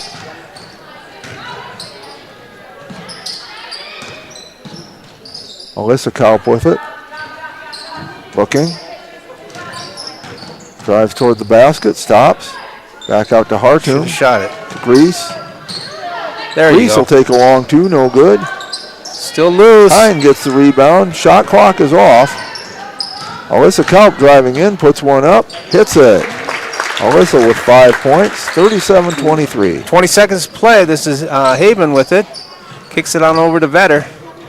Drops it into Van Hatten. Back to Melius. Kicked over to Haven. Haven goes to the baseline. Stops. Kicks it back out to Vetter. You're wasting time. You got to put it up. Melius has it. They got to shoot it. Not going to get a shot off. It's not going to count. So with that, at the end of the game, Potter County Battlers JVs 37, Northwest Wildcats JV 23. So Battlers take the win. After one quarter, it was 12-4 in favor of the Battlers. After two at halftime, it was 20-14. Battlers still leading. The lead went down to 5 after 3 quarters at 24-19. But the Battlers finally pulled away in the fourth and take the win 37-23. In the scoring totals, Michaela Schmidt led the way for Northwestern with 6 points. Kiara Radigan had 5. Natalia Shipke had 4. Sophia Trotsky 2. Annalise Holsing 2. Molly Van Hatten 2. And Amaya Wilson 2. Battlers only had 4 players score in the game. Finley Hine had 12 points. Danica Kaup 12. Jaden Allmeyer had 8. And Alyssa Kaup had 5. In the free throw department, Northwestern only shot 6 free throws. They did well, making 4 of 6. For the Battlers, they shot 17, but only made 6 of them. 6 of 17 from the line. Natalia Shipke fouled out of the game. And that's about all we have for the JV game. We'll have the girls varsity game coming up here in about 10 minutes or so. But with that, Warren, do you have any final comments on the JV? No, I mean, it's the press by the Battlers kind of hurt them. Yeah, it did. And so, and I apologize for I'm missing on the names, but I tried my best. Well, that's all we can do is do our best. As a wise man once told me, if you've done your best, even God can't ask more of you than that. So with that, we will take a break.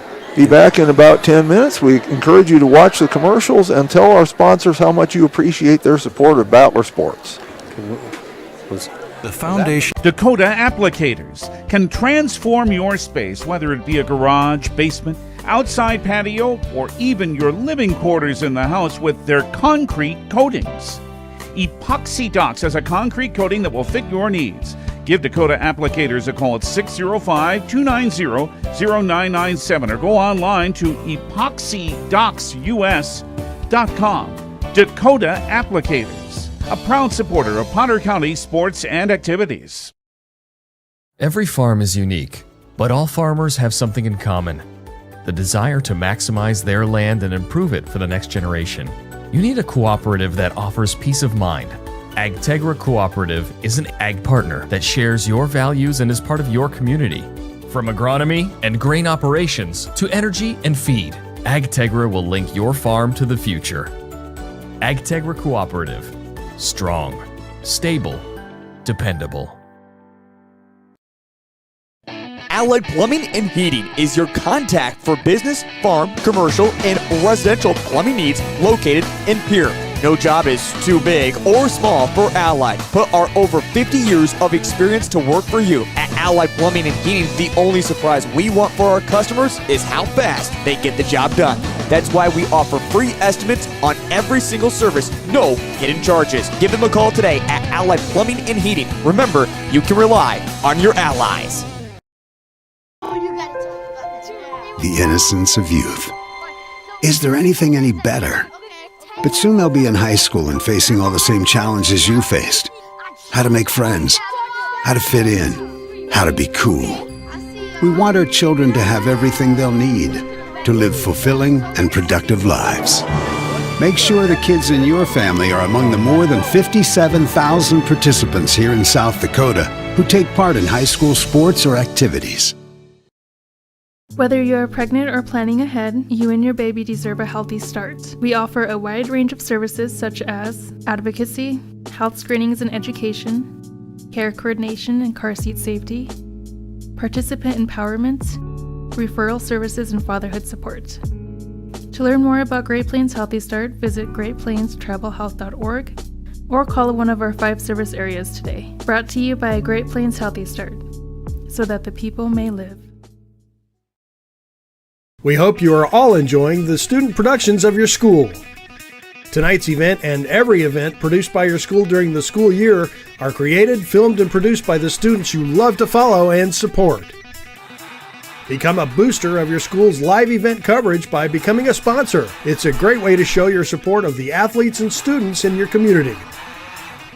As a sponsor, you'll get great visibility for your business, organization, or family by supporting the live productions of your school.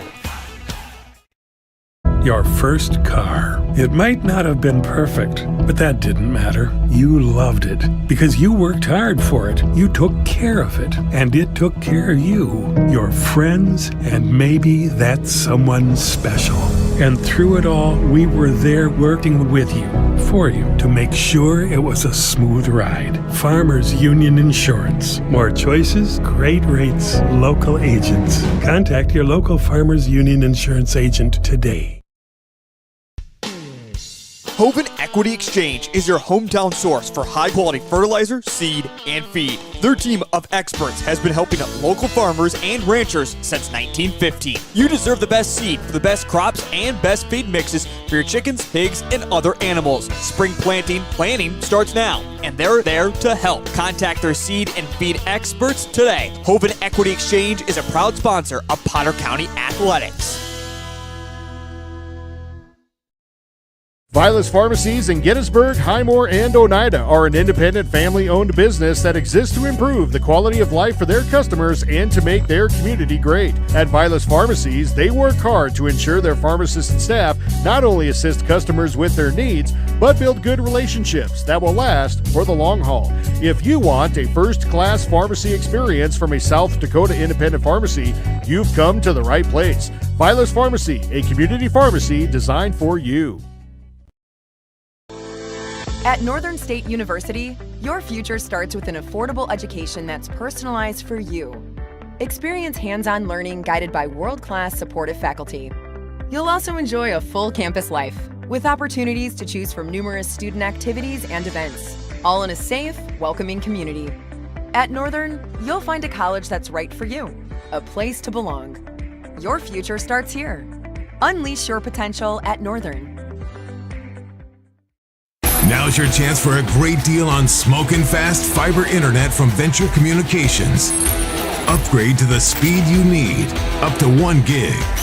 And with whole home Wi-Fi included as part of your service, experience no-lag gaming, your favorite music, web surfing, HD video streaming, and connect to the latest smart devices. If you're ready for an upgrade, call or visit Venture Communications online.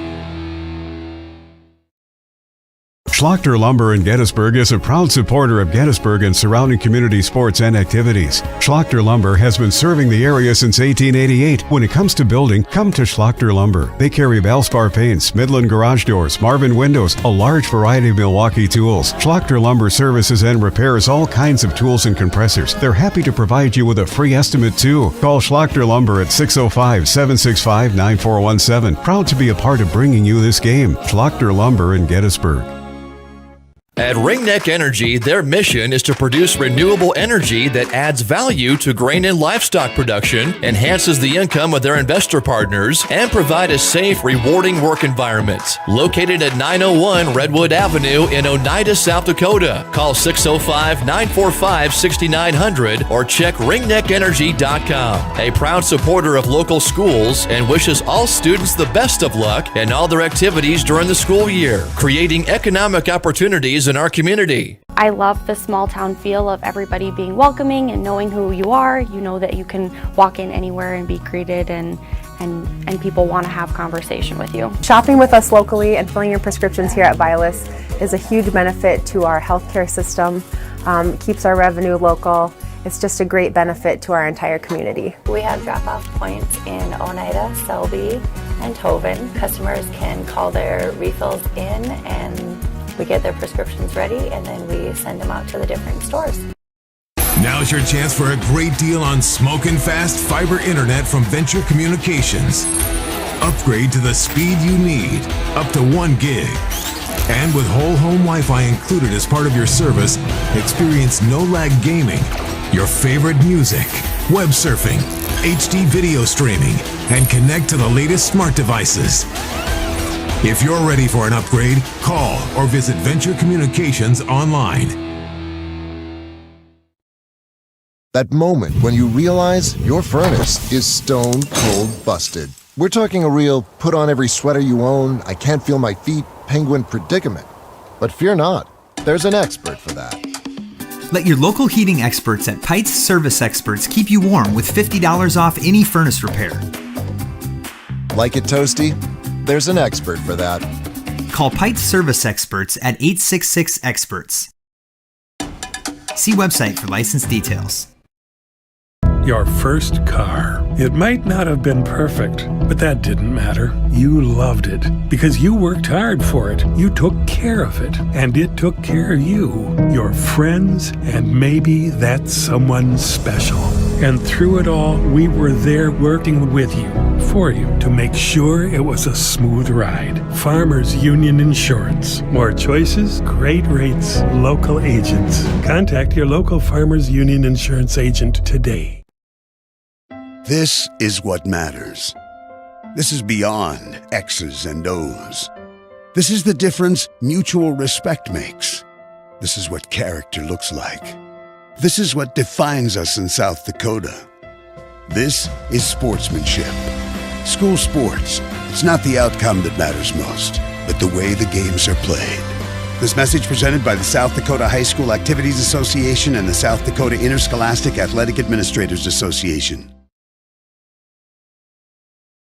Hey all family and friends, out watching our Potter County Battlers compete in tonight's game. All of us at the Hoven Co-op are behind the athletes, giving it all they've got, every play of the game while striving for the win. We are cheering for your success tonight. Not only tonight, but in the classroom, on the farm, wherever your life takes you. Good luck, Battlers, in tonight's game and all season long. The Hoven Co-op is proud to support our area youth, the future of this community. Best of luck from the Hoven Co-op. Go Battlers!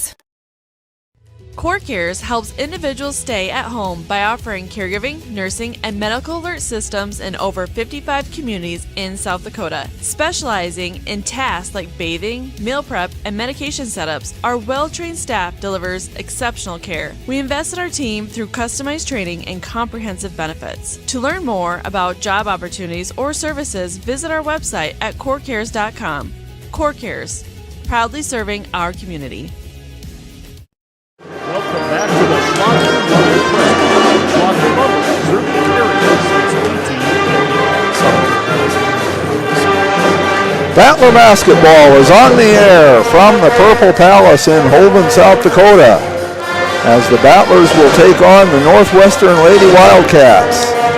Alongside Warren LeBeau, the sports reporter for the Potter County News. Molly McRoberts, of course, is the editor of that fine paper. Also alongside Mike Hobart running the board and Christopher Collins running the camera. Warren, we should have a good game today. We should. They're pretty much evenly matched up. Potter County Battlers are 5-5, and Wildcats from Northwestern are 5-7. Why don't you give us a little information on those Wildcats from Northwestern? Like I said, they're 5-7. Their wins were right out of the chute. Were Britton Heckman. They beat them 54-47. They also beat Wilmot on the 12th of December, 52-28. They lost to Aberdeen. They lost to Warner. Then they beat Waverly South Shore on the 21st, 46-15. They lost to Hitchcock. They lost to Eskaline Hendricks.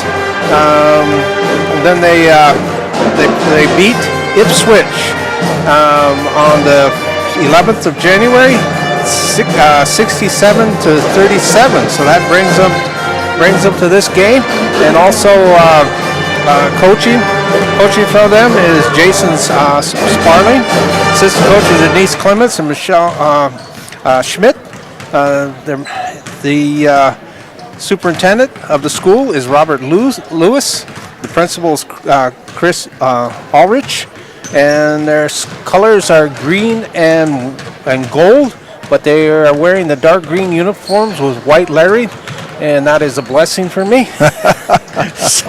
Yeah, we were having a conversation about teams who have uniforms where the numbers are hard to read, so we're glad we don't have that today. Yeah, and their school song is no surprise, Go You Northwestern. Yep. So that's them. So why don't you give us the starting lineup? And we talked to the coach, and the coach he wants his players to push the ball.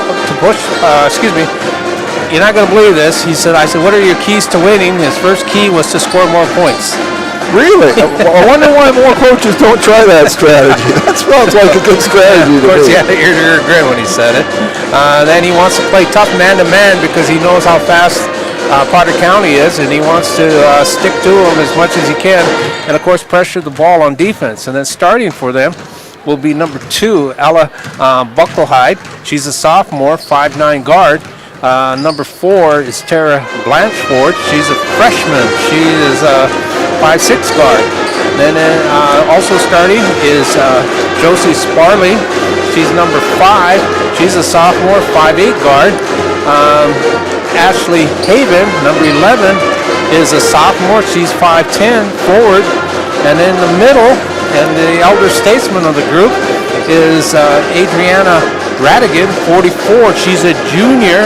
She's 6'2", and she's a center. So they're very young, Jeff.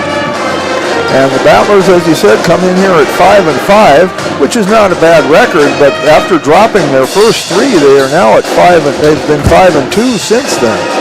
So they've really been playing a lot better after a slow start to the season. And the Battlers are coming off a big win over North Central here on Thursday night, defeating them 61-36. And the Battlers are in a stretch where they are playing 5 games in 8 days. It wasn't originally scheduled that way, of course. They're making up some games that were postponed due to weather. That North Central game Thursday night was the first of that stretch.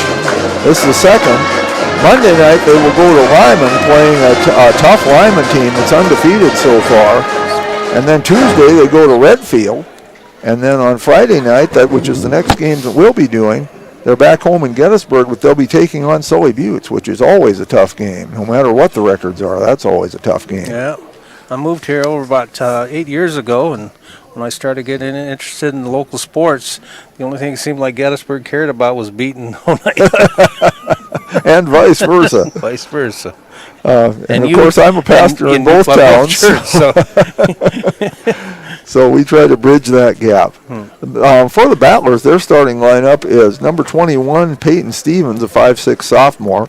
Number 22, Emma Schlachter, a 5'8" sophomore. Number 23, Olivia Michelson, a 5'8" senior. Number 24, Caden Cronin, a 6' senior. And number 25, Zoe Menke, a 5'8" junior. Also probably seeing quite a bit of action tonight will be Danica Kaup, Taylor Roush, Jaden Allmeyer, Finley Hine, and there might be a few others get in depending on how the game goes. Battlers are coached by Tricia Hine. Their assistant coach is Wendy Roush. Student managers, which we never give credit to, are Greta Gable, Neva Michelson, and Jalen Stanley. Superintendent in Gettysburg is Amber Michelson. In Holden, it's April Holbert. April Holbert also the principal in Holden. Wendy Smith, the principal in Gettysburg. And Wendy is also the athletic director in Gettysburg. The Holden athletic director is Joni Albert. school colors are red and gray, and their school songs are Notre Dame Victory March and On Wisconsin. And we did get an update from Mike Schlachter in regard to the wrestlers who are in Groton. Easton Roush won his first one, but then lost his next two, so he was out. Jack Stewie has lost two, and he's out. Nicholas Schlachter won both of his matches. He's in the semifinals, as is Lane Stewie, who won both of his matches. Tanner Vandervorst lost one and won one, so he's in the wrestlebacks. Ivan Stewie won his match, and he's in the semifinals. Aiden Forgy lost his match, and he's in the wrestlebacks. And Cameron Hunnell lost his match, and he is also in the wrestlebacks. So if we get any more updates while we're still on the air, we will post those. And if we can't get them on the air here, I will see if Mike will give me some updates that I can put on my Facebook page. Try to do that for everybody too, because we do want to support the wrestlers as well as our Battler basketball teams. Mike Hobart, who is running the board for us, is also doing the public address today. He's doing kind of double duty. And of course my partner Warren LeBeau also always does double duty because he's reporting for the newspaper, and he'll be trying to take some pictures during the game as well as announcing it, which is not an easy thing to do. So, and Warren does a fine job writing up those games. If you want to relive the games, you can always go read the Potter County News this coming week. Molly McRoberts, the editor of that fine paper. And I've said it before, I'll say it again, that the Battlers get as good a coverage as any high school team in the state of South Dakota. We're about to have the national anthem at this time, so we'll let you listen to that.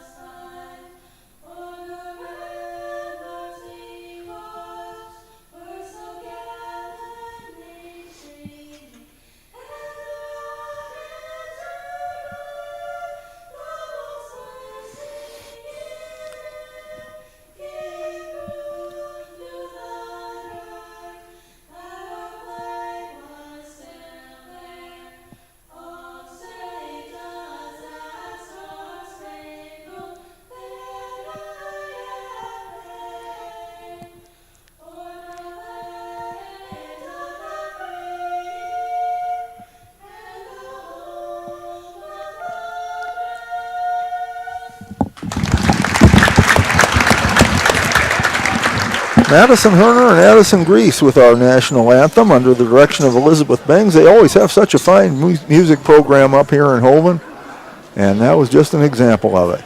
Warren, do you have our referees for this game today? Yeah, from Fulton is Brent Cones, and the other two gentlemen are from the Capitol, Pier, Brian Solak and Dan Luss. Okay. And they're familiar faces. Yep. And so we are about ready to go here. Caden Cronin will be jumping center for the Battlers. Looks like Ashley Haven will be going up. Ashley is 5'10", so Caden has a couple inches on her. She looks like she might be a leaper, though. Yeah, you never know. And she gets it. That is Buckle Heidel have it. She'll set up the offense, go on to the attack first for the Northwestern Wildcats. Kicked on over to Branchford. Back to Spaulding. Spaulding will fire up a three. Rolls off. Caden Cronin pulls down the rebound. Gets it to Schlachter. Schlachter brings it up, looking for some help now. Menke Thought she was going to take a three. Gets it to Cronin instead. Cronin back out to Menke. Now she'll take a three. In and out, no good. Schlachter with the rebound. Puts up a tough shot, no good. Cronin fights for the rebound. Ball's on the ground. Tussle. Radigan gets it. She gives it up to Branchford. Branchford gives it to Spaulding. Spaulding over to Bucklehide. Bucklehide drops it on down to Haven. Haven skips it across. Spaulding has it. Kick down over to Bucklehide. She almost loses it. Runs it down. Back over to Branchford. Haven. Spaulding has it. Tries to drop it into Radigan. Cronin knocked it away and knocked it off of Radigan. I just couldn't find a handle on it. Turns over. So Battler ball. We're just over a minute into the game. No score.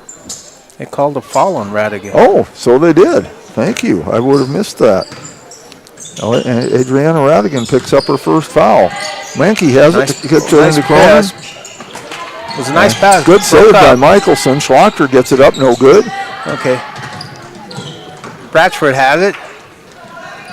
Ball's kicked on up to Bucklehide. Cronin knocks it away. Ford has it again. Back over to Bucklehide. Bucklehide back to Branchford. They're playing catch. Spaulding has it. Spaulding kicks it on over to Bucklehide. Back over to Branchford. Bucklehide in the corner. They're playing catch. Moving the ball around. Okay, fired on up by Bucklehide. A little too hard. Good pass into Radigan. And she knew what to do with it. Gets two. First score of the game, 2 minutes in, 2-0 Northwestern. Schlachter with it. And we have an offensive foul called on the Battlers. They got Olivia Michelson for that one. Full court, three-quarter pressure by the Battlers. Haven has it. She finds Bucklehide. Bucklehide's coming to the right, closest to the camera. Branchford has it. Back to Bucklehide. Skipped over to Spaulding. Spaulding kicks it back over to Branchford. Fires it up. Short. Radigan's there to clean it up, but she's blocked by Cronin. And the ball comes away to Menke. Menke cleans it up. There's Michelson. Tried to get it underneath the Cronin. Knocked away. Menke gets it. She tries to put it up, and she's fouled. They'll say it was not a shooting foul. Foul goes to Josie Sparling, her first. But unless you ask Zoe, you don't know if it was a shot or a pass. That's true. I thought she was trying to shoot it, but the referee clearly disagreed. The pass comes into Schlachter. That's no good. Spaulding gets it. Kicks it on up to Bratchford. Bratchford has it. Spaulding over to Bucklehide. They like to pass the ball around on the top. This is Bratchford has it. Kicks it on down to Haven in the corner. Throws it back out to the top of the key. Ball's kicked over to the left side with Spaulding. Back to the top. Tried to drop it into Radigan. She handles it. Bucklehide has it. Haven's in the middle. She's stuck. She's looking for help. Gives it up to Bucklehide. Bucklehide fires it. No good. Pulled down. Haven has it. Haven shoots. Dribbles it in. 4-0 Northwestern. The Wildcats getting a lot of offensive rebounds here in the early going. Schlachter has it. Michelson. Cronin. Out to Menke. Menke drives in, puts one up, and gets it to fall. So Zoe gets the first basket for the Battlers, 4-2. 47. Bucklehide has it. Gives it back up to Branchford. Spaulding. Haven. Spaulding. Dropped into Radigan. Batted away by the Battlers. Wildcats will maintain control. Wildcats will stack them on the right side of the basket. Kicked on out to Spaulding. Back to Haven. Haven's looking to drop it into Radigan. Radigan gets the spacing and the foul and the 2 points. Looks like in the early going, their plan is to try to get it inside as much as they can. Foul goes on Peyton Stevens. That's her first. Radigan's first trip to the line. Is good. She has 5 points, 7-2. Gets the old-fashioned three. Stevens will bring it up. Menke. Tries to get it underneath the Cronin, but she can't handle it. Goes out of bounds. That's good defense on Haven's part. She's riding her out with her knees. That's what they teach the big people to use, their knees. Bradford has it, gives it back up to Haven. Haven will get it across, pass back down to Bucklehide. Football shot out by Sprawling, no good. Bucklehide gets their long rebound, back to Sprawling. Bradford has it, dropping into Radigan. It'll go to the Battlers. Obviously, that's a plan of attack for the Northwesterns. They move the ball around top to create the spacing, and then once they got a one-on-one with Radigan, they'll try to drop it into her. Schlochter brings it up to Menke. Michelson at the top of the circle, back to Menke. Menke has it taken away. Gets it. Dropped over to Bucklehide. Haven has it, back out to Sprawling. Dropped again into Radigan. That's a foul. She'll go to the line again. Caden Cronin will pick up her first foul. Battlers may have to adjust their defense at some point because it's when they get it into Radigan, there's just not much they can do about it at that point. Yeah, unless they move to confront her instead of play behind her. Misses the free throw. She's 1 of 2 from the line. Caden's a senior, so she should be smart enough, more than smart enough. Second shot. Bounces around and falls. In. 8-2. Menke has it. Stevens, she Nice. puts one up, no good. Cronin with the rebound puts it up, no good. Radigan gets hold of it. Pass on out to Bucklehide. Bucklehide dropping into Haven in the corner. All right, they'll work it around now. There's Caden's confronting her. There to drop it into Radigan. I don't know if you noticed, Jeff, but she pushed off on Caden to create the space. No call, though. Ball went out of bounds. Battlers will take it. Finley Hine comes in. Zoe Menke comes out. And Danica Kaup also in the game as, let's see, who else came out? Olivia Michelson came out. No, she didn't. Peyton Stevens must have come out. Let's see. 4. So, and that is on Bratchford. Foul on Tara Blatchford. That's her first. Third team foul. 3 team fouls apiece. Free throw is good by Emma Schlochter. Breaks a scoring drought here. First sub in for is Trotsky for the Northwestern. Out goes Bradford. Second shot in and out, no Pulled good. down by Bucklehide. Bucklehide over to Trotsky. Tried to drop it into Haven. Haven dribbled the ball out of bounds. Turnover. Battlers with only 3 points so far, and we're almost 3/4 of the way through the first quarter. Schlochter will bring it up.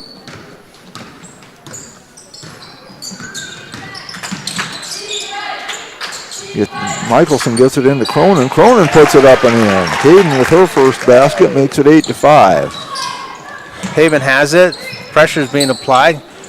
Kicked it on into Satter. Kicked on over. Dropped down to Trotsky. Back to Satter. Spaulding has it. Trotsky fires up at 3 for her first 3 points. Sophia Trotsky with her first basket, 11-5. Danica Kaup brings it up. Michelson. And taken away. Taken away by Haven. Bucklehide walked. Yep. Took a little shuffle there before she dribbled the ball. Zoe Menke comes back in. Olivia Michelson will go out.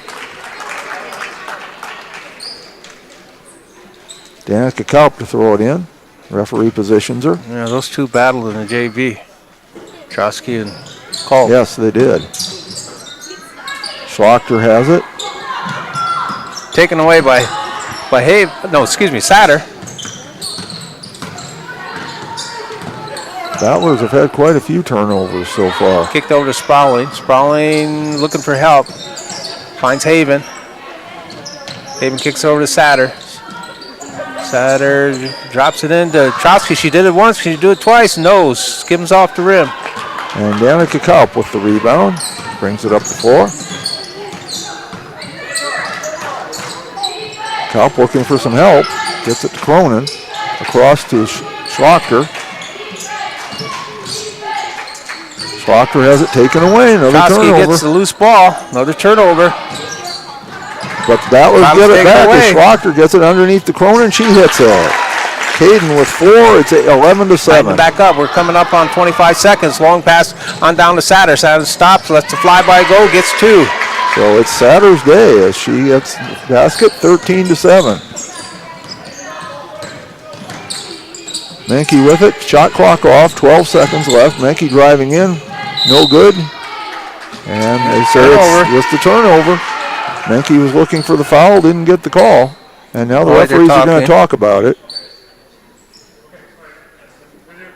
And they're going to say it was off of a Northwestern player. So still no foul, but the Battlers get the ball. Hine has it. 10 seconds to play. Menke with it, takes a 3. No good. Good rebound by Bucklehide. Bucklehide's running. You got to get it up. Knocked away by Danica Kaup. They got enough time to get one off, one quick shot off, and that's it. Radican comes in, replaces Trotsky. My guess is the plan will be to try to get it to her.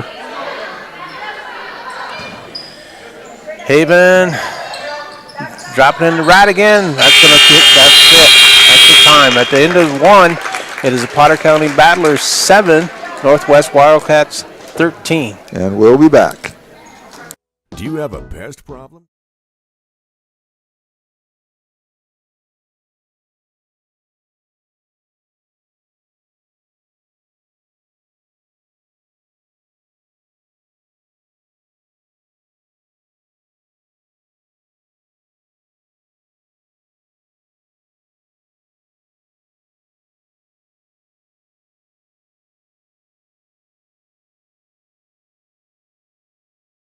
And guess who has the 5? Schlachter Lumber Press Box. Schlachter Lumber. I thought it might be more than that. 1888.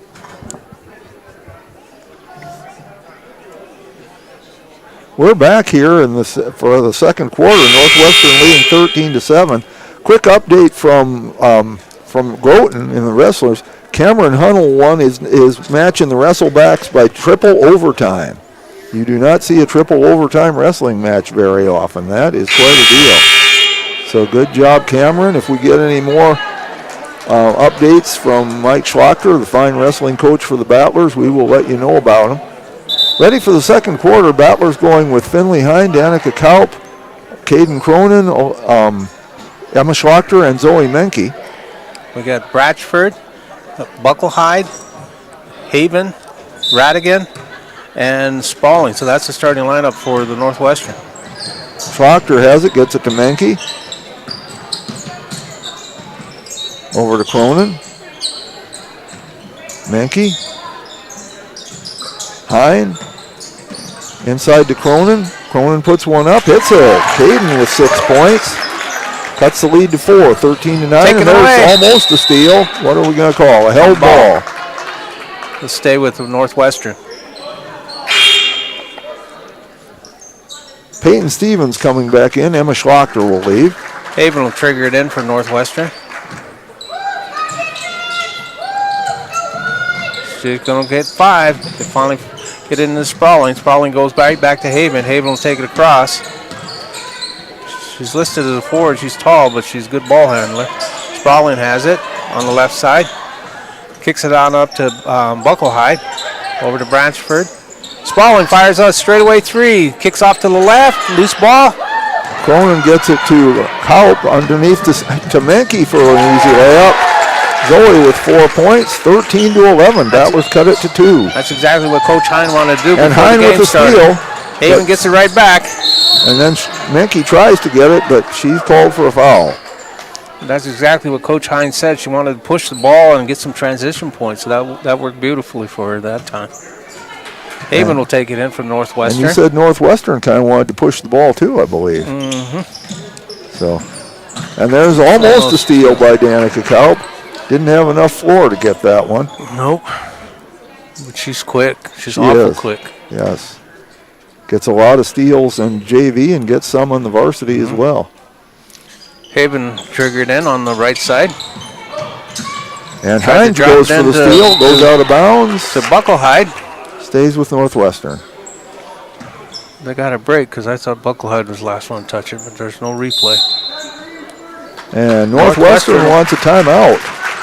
We'll be back after this.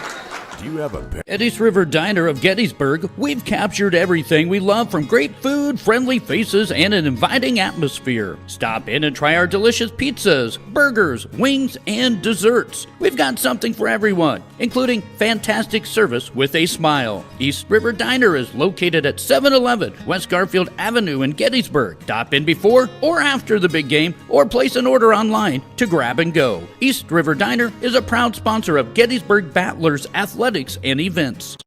Welcome back to the Schlachter Lumber Press Box. Schlachter Lumber, serving the area since 1888. Okay, I got the starters for Northwestern. So the Battlers have been a lot more aggressive on defense here in the second quarter early on. Gotten some steals, nearly got a few more, but it's Northwestern ball. Radigan will take it out. She slapped the ball to move, but everybody went. They all went away from her. So that is Bucklehide into nice Haven. pass. Haven will get it. And foul. Should go to the line. Try to complete a three-point play the hard way. Haven with 4, but a good pass into her. Stevens picks up her second foul. Haven's first trip to the line. Northwestern 2 of 3 so far, all by Radigan. Haven's shot is away. It bounces off the back. Branchford almost got a hold of that, but she's the last one to touch it.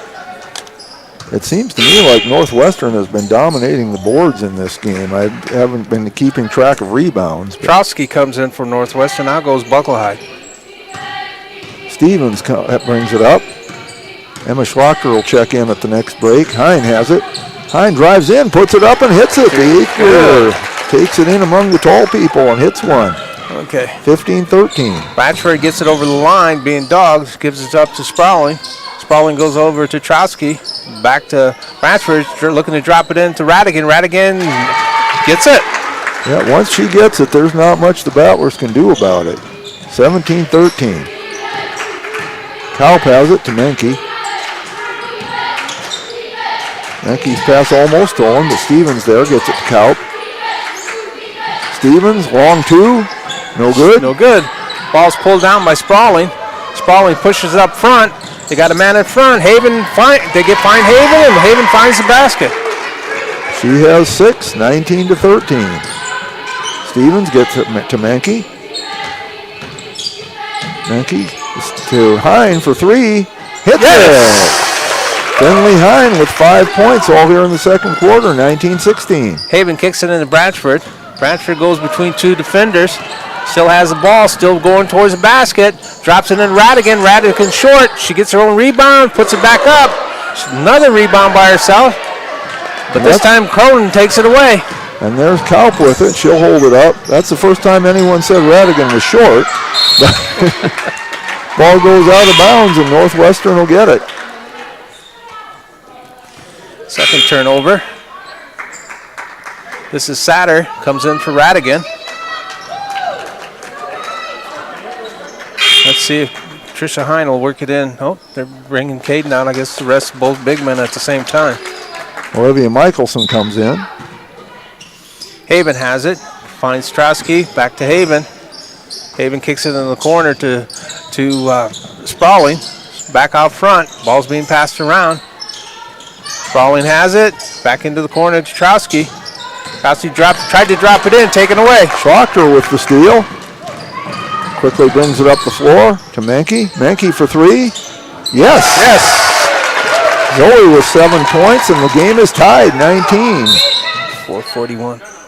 Timeout called by Northwestern. Their second of the game. 4:50 to go, second quarter, and we'll be back after this. Whether you're pregnant or planning ahead, you and your baby deserve a healthy start. We offer a wide range of services such as advocacy, health screenings and education, care coordination and car seat safety, participant empowerment, referral services, and fatherhood support. To learn more about Great Plains Healthy Start, visit greatplainstravelhealth.org or call one of our 5 service areas today. Brought to you by Great Plains Healthy Start, so that the people may live. Welcome back to the Schlachter Lumber Press Box. Schlachter Lumber, serving the area since 1888. So 4:50 remaining in the second quarter. We are tied at 19 as the Battlers have made up 6 points in 3 minutes and 10 seconds. Northwestern ball. Haven will have it. She's allowed to run the baseline if need be. Pressure is being applied by the Potter County Battlers. She gets it into Sprawling, back to Haven. Haven has defender on her, kicks it on down to Saturn. Dropped over to Blanchford. Back across to Trotsky. Trotsky back to Sprawling. They're playing catch. They're looking to set up Haven underneath. Ball's batted away. Jump ball. And there you go, Warren. All right, as soon as 2 girls hit the floor, it's a jump ball, whether it's tied up or not. I don't agree with that, but that seems to be an unwritten rule up here. Radigan coming back in. For Trotsky. Haven has it. Over to Sadden. Sadden gives it back to Haven, who took it out. Blatchford has it. Sadden's in open, but she doesn't take it. She puts it back out to the front. Sprawling's looking to go to Radigan. Radigan's way under, but she manages to get it up. They'll count it. Yep. Got it off before the clock went off. She has 10. 21-19. Menke for 3.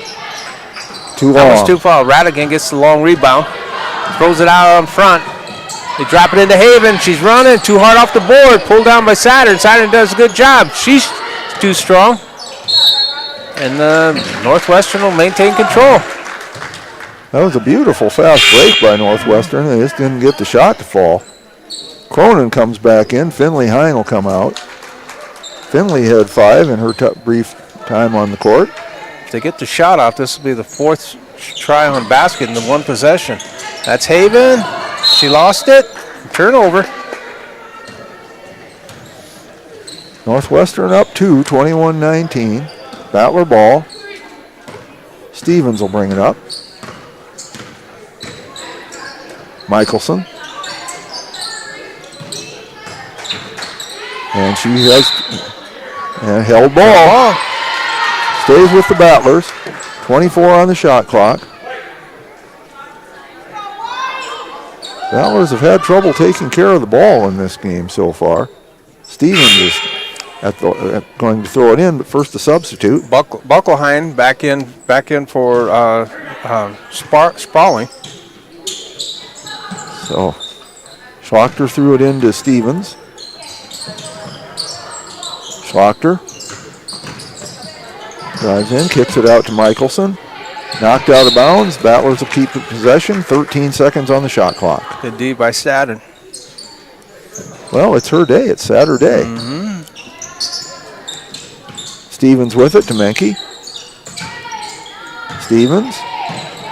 Schlachter. Michelson.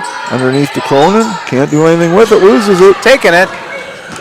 Going full speed is Saturn. She kicks back out to Bradford. Bradford, she drives, shoots at 10-footers. No good. Radford gets it. She'll force it up. No good. Radigan still fighting. She finally slaps it out of bounds. Battlers will take the ball. 3:01 to play, second quarter. Schlachter throws it into Stevens. 3 minutes. Stevens brings it up.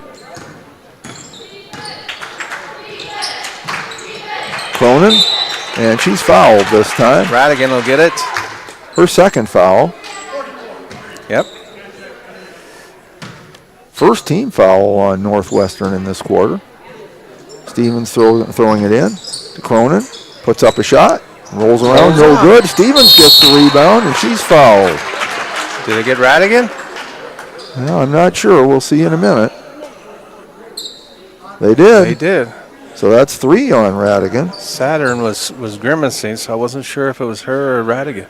Stevens at the line to shoot 2, her first trip to the line. Battlers just 1 of 2 from the line. Make it 2 of 3. Out goes Radigan, back into Sprawling. 1-point game, and Stevens will try to tie it up.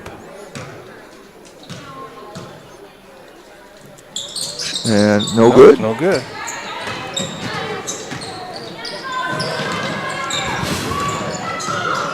Buckle Hyde back over to Haven.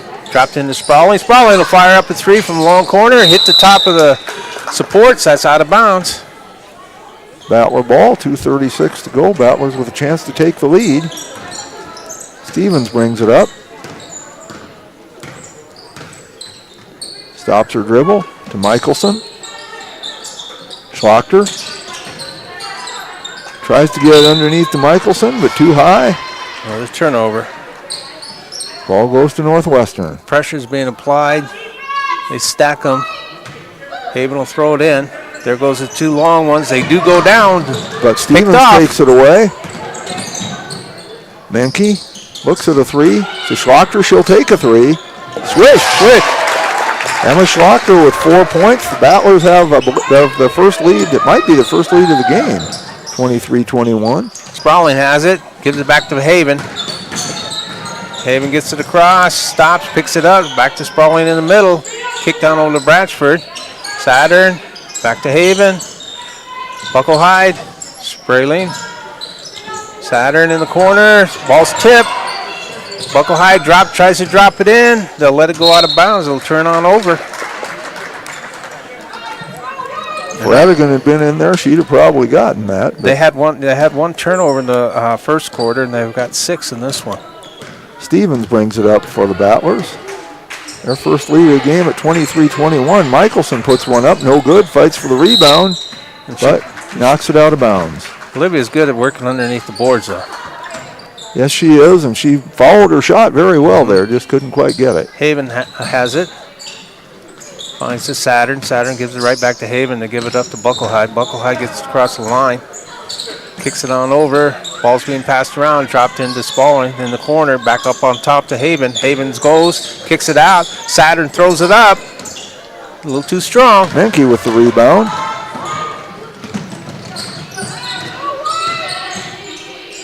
To Michelson. Cronin. Back to Schlachter for 3. No good. Loose ball. Schlachter gets her own rebound to Menke for 3. No good. Fight for it. Tie up. They said Michelson had enough of it to get a held ball. I know. And it goes over to Northwestern on the alternating possession. It's frustrating because they'll let the boys play, but they'll call it quick on the girls. Under a minute to go, second quarter. Buckle Hyde has it, kicks it over to Sprawling. Sprawling tries to drop it into Haven. Again, a little too long. Another turnover. It just changes the game when Radigan is out of there. She's a force. Schlachter throws it into Stevens. 40 seconds to play, second quarter. Underneath to Michelson. Michelson no good. Cronin there, no good. She's short, over the back. And foul will be called on the Battlers. They get Caden Cronin. Caden Cronin. Her second. Same as third before. Team foul. Northwestern will stack them. Somebody will go long. Somebody will come up. That's Buckle Hyde. Buckle Hyde gets it across. Chop down over to Saturn. Saturn tried to drop it in again. Another turnover. Battler ball, 24.4 seconds. They can play for the last shot if they want to. It's 8 turnovers. Shot clock is off. Menke, she'll take an open 3. No good. Ball's loose. Buckle Hyde will run it down. Now she's running the other way. Kicks it out front. Bradford had it. Bradford gets it right back. Kicked over to Buckle Hyde. Back out on top of Saturn. Spalding had it, looking to drop it in. Hey, oh my! As Peyton Stevens went down hard. The wind's knocked out of her too. She can't catch her breath. She can't breathe. Coach is quickly out to attend to her, as well as Hoven Athletic Director Joni Obler. I've had that happen. It looks like you want to puke, but it's actually the wind's knocked out of her.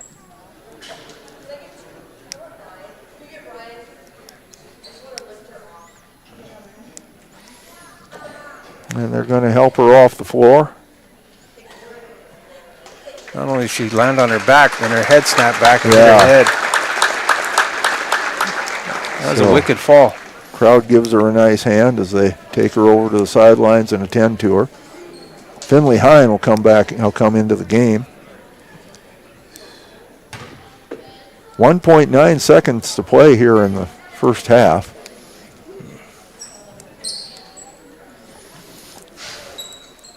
Nothing was done intentionally. No, certainly not. Battler ball. Well, now they're going to talk about it. I think everyone was so concerned about Peyton, they might have kind of forgotten exactly what happened. Well, Northwestern retreated, so they're not going to argue whatever way happens. Well, and I'm not sure what the call is. Brent Cohn's talking to the Northwestern coach. Yeah. Jason and Spaulding. It's going to be the Battler ball. Okay, they apply pressure with 1.9 to go on, so they just wanted to kill the clock. Schlachter they got to throw it. I don't think he got out of her hands. And it didn't go in anyway. But at halftime, the Battlers come back to take a 2-point lead, 23-21. And we'll take a break here at the half, and we'll be back in about 5 minutes. Yeah. Another one. Yep. Man, this town has changed. Yeah. About damn time.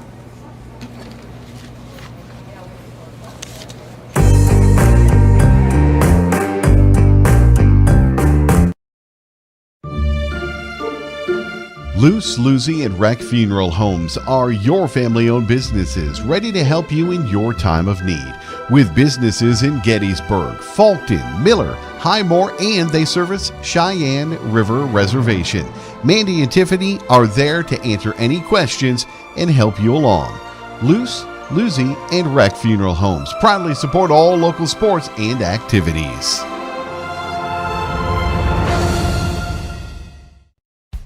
Best of luck in today's competition to the Potter County Battlers from Black Sheep Agronomy, your local agronomy experts. Black Sheep Agronomy wants you to have a successful farm plan and is focused on products and practices that work in this region. As community members themselves, Tyler, Tice, and Austin support area students who work hard in their school and extracurricular activities. Good luck, Battlers from Black Sheep Agronomy. Call 842-6104 for all your agronomy needs.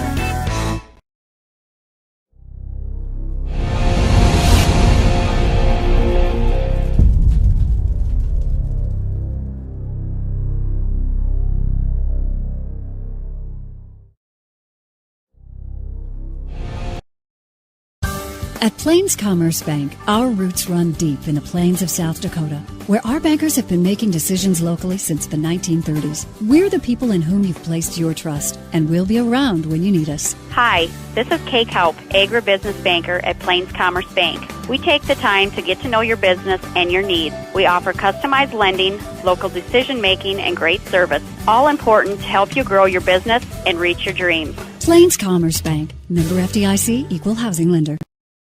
Make sure your grass is always greener with a new John Deere mower from your local C&B. Big or small, let the experts at C&B help you find the mower or utility tractor that will help you get the job done right. Stop in and check out the John Deere Z-Track mowers or take a load off with a new utility tractor with attachments available to help you with your projects of all sizes. Go green this summer at C&B. Learn more about available offers at DeereEquipment.com. Real tractors are green.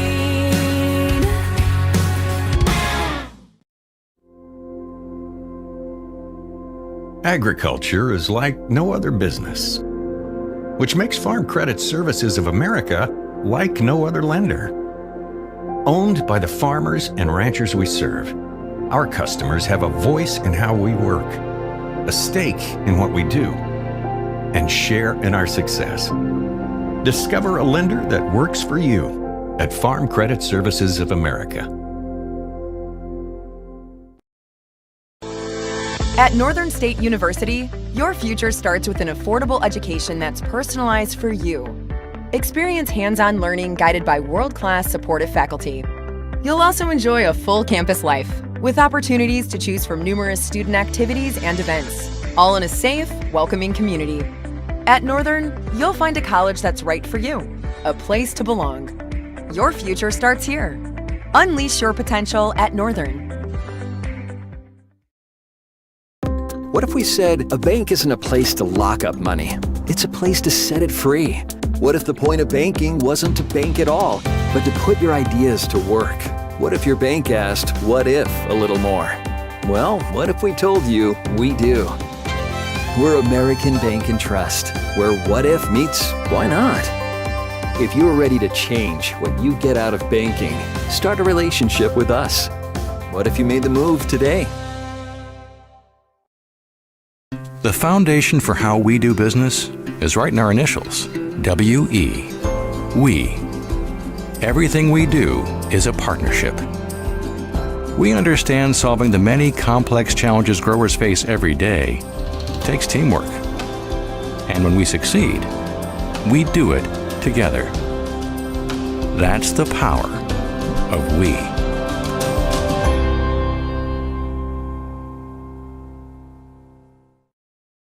Dakota Applicators can transform your space, whether it be a garage, basement, outside patio, or even your living quarters in the house with their concrete coatings.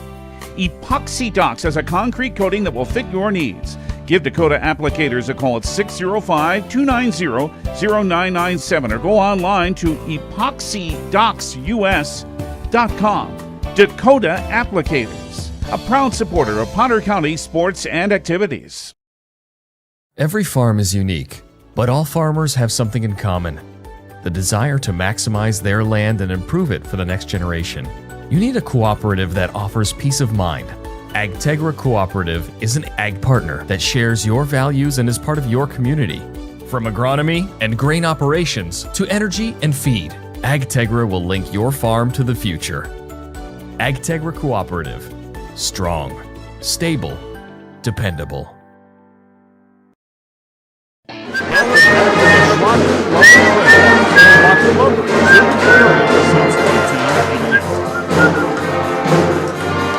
It is halftime here in the Purple Palace in Holden, South Dakota.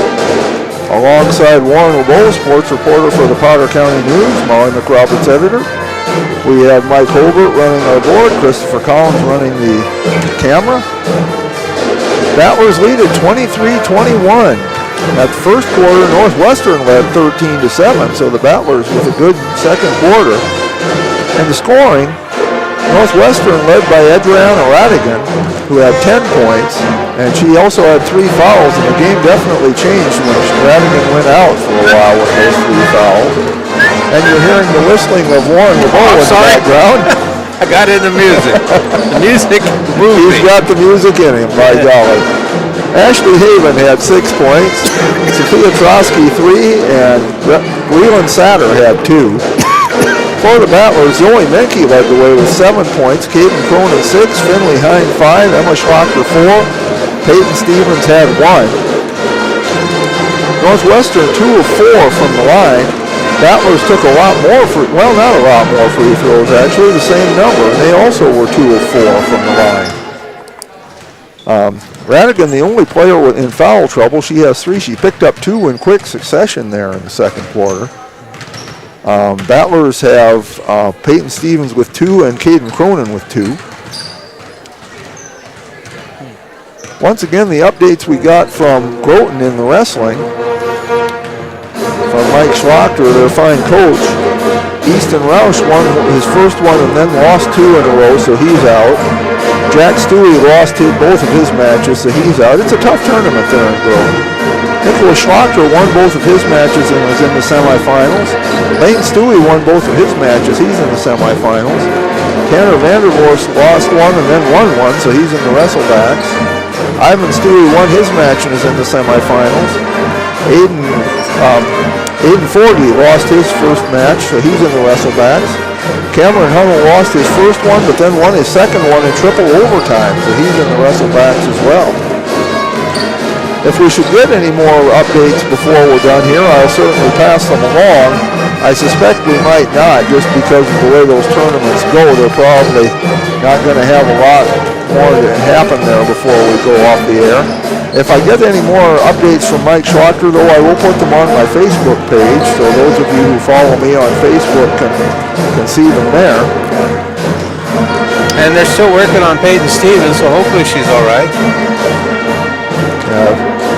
We sure hope so. We don't have any sort of update on her medically or anything. But she's still at courtside. Yeah, so that's a good sign at least. Upcoming Battler sports. On Monday, middle school wrestlers have a tournament in Oneida, and that will be at 6 o'clock. Also on Monday, the boys and girls basketball teams are in Presho for a doubleheader against Lyman. That will be at 4:30. That's when the JV games start. And it looks to me like the JVs both start. They must have two courts that they utilize in Presho. Both JV games will be at the same time, then followed by the varsity girls and the varsity boys. Tuesday, the 30th, the girls are in Redfield for a 6 o'clock game. And also Tuesday, the middle school boys are in Ipswich. That will be at 4 o'clock. Also Tuesday, our wrestlers are at Sunshine Bible Academy for a triangular, and that's at 6 o'clock. Thursday, the 4th grade girls are in Gettysburg. Thursday through Saturday, the state one-act play competition is taking place, so we certainly wish our thespians well. And on Friday, the boys and girls have a doubleheader against Sully Buttes. That'll be in Gettysburg. That'll start at 4 o'clock. That's the next time Warren and I will be on the air. It'll be Friday from Gettysburg. That's Parents' Night as well.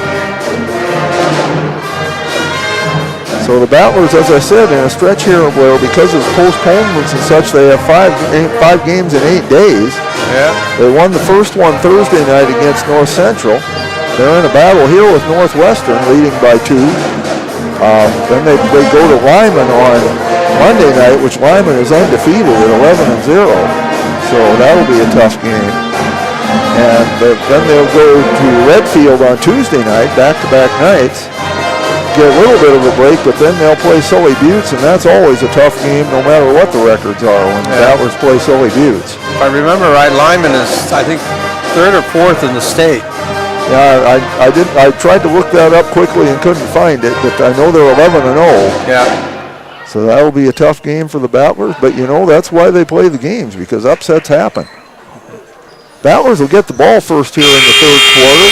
They are going with Menke, Schlochter, Cronin, Michelson, and Finley Hine replacing Peyton Stevens. And we have the starting 5 out for Northwestern as well. That's Radigan, Haven, Sprawling, Buckelheim, and Blatchford. Hine takes it in, bounce pass to Cronin. She puts it up and hits it. Caden with 8 points. Nice pass from Hine. Okay.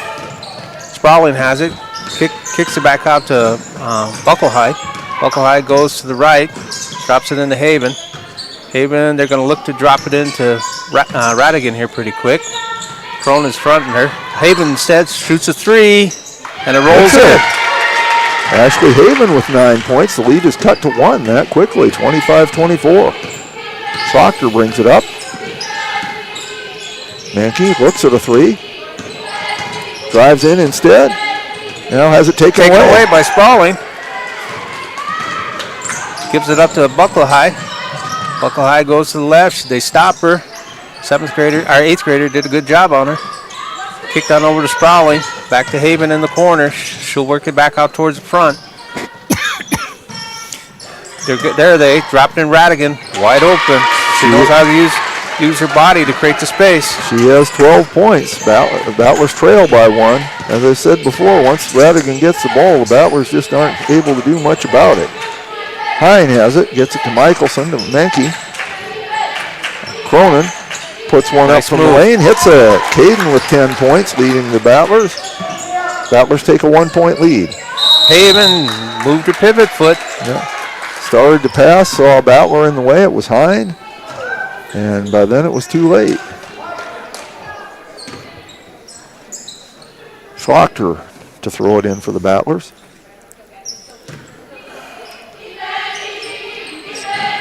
Hine, Menke drops it into Cronin. She's fouled. I think if they get Radigan. Well, we'll see. Might have gotten Haven. We'll see who they call. No, they did get Radigan. That's 4. So we'll see if there's any move to take her out. Not yet, there isn't. Cronin will shoot 2. And she misses the first. Radigan's got some cotton up her nose. She's been beat on as well. 1 left for Caden. This is her first trip to the line. Short again. And good job there by Blatchford to screen Cronin away from that rebound. And I think they're going to get Hine with it.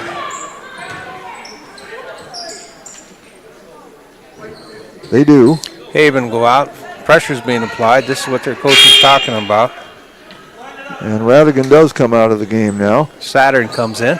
That's Hine's first foul.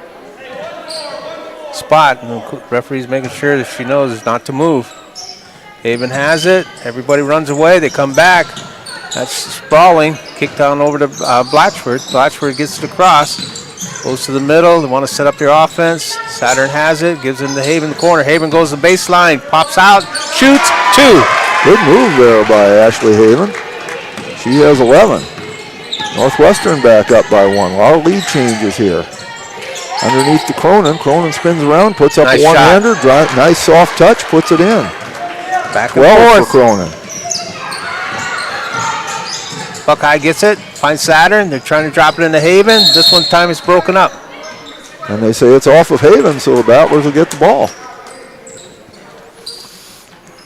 And I suspect with Radigan out, the Battlers might try to keep getting it into Cronin, although Haven's no slouch under there either. It does open up the middle. Hine has it, loses it, fights for it. Tie up. There's a held jump ball. It goes to Northwestern. 2 girls on the floor, jump ball.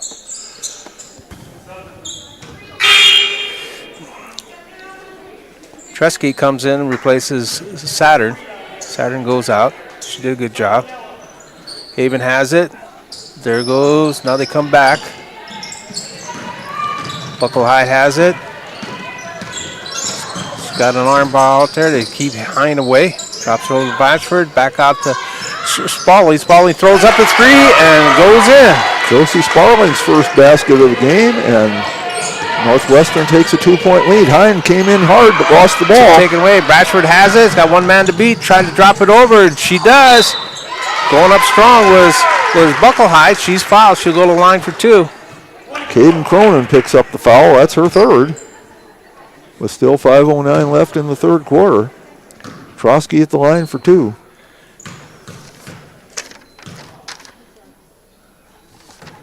Nope. This is the first one. It's a little too strong.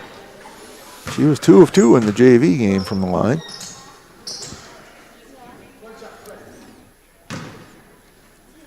Dribbles, sets, shoots.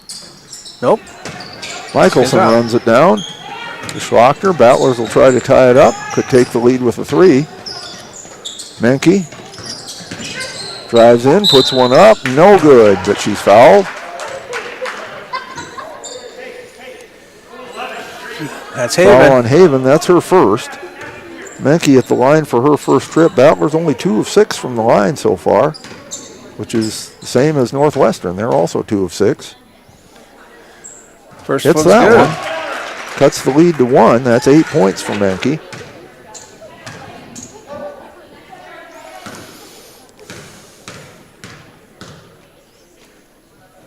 Second one too strong. Pulled down by Sprawling. Gives it up to Buckle High. Buckle High uses a screen, gets the cross. Sprawling has it. Skip pass over to Blatchford. Blatchford has it. Now they'll work around front and try to drop it into Haven. There they do. Haven has it. She goes up strong, and they'll say she's fouled by Caden Cronin. If that's on Caden, that's 4. No, they called it on Finley Hine instead, which is her second. And you don't want anybody to foul, but the Battlers would much rather have that one on Hine than on First one's Cronin. up. It's good. 32. Haven 1 of 2 from the line. She has 12 points. Shots away. Rolls around Nice and falls. Shooters roll. Lead back up to 3, 33-30. Menke has it. Loses it. Take it away. That's Blatchford that took it. Kicked on down into Haven. Haven spins, shoots, a little too strong. Pulled down by Schlachter. She'll try to run. Hine for 3. No good. Look good. Not. That's Trotsky. As she said, there's push. Foul on the Battlers. Ball will be on the far side. 4th team foul. After the foul reported. Olivia Michelson gets that one, her second. Haven will take it out. Wildcats move. Blatchford has it. She goes in the middle, kicks it on to Sprawling. Back out front. Trotsky fires up a 3. And she hits it. Sophia Trotsky, she's made 2 threes today for her 6 points. It's 36-30. Gives them a 6-point cushion. Hine drives in, puts one up, hits it. Hine with 7. Cuts the lead to 4. Buckle High Hine loses takes the it ball. away. 8th graders having a great game. And they called a foul. I thought they should have called a little bit earlier, but I guess it all worked out. That's Haven's on Haven. That's her second. Danica Kaup coming in, replacing, well, hard to say who she's replacing because they're going to take a timeout. We'll take one too, 3:36 left. Battlers down 4, 36-32. We'll be back.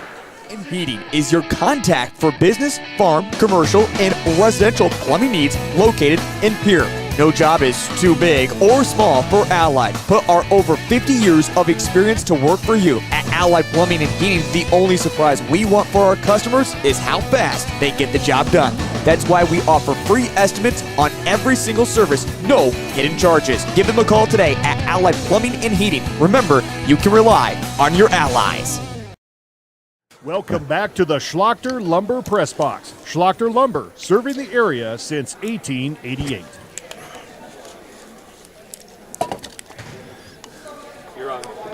Battlers ball, I believe, when we get up back here to play. And Battlers going with Hine, Menke, Kaup, Schlachter, and Cronin. And the Wildcats have Buckelheim, Haven, Sprawling, Blatchford, and Trotsky. And now Brent Cohen's one of our officials talking with the Northwestern coach. And now Brent Cohen's will talk with one of our other officials.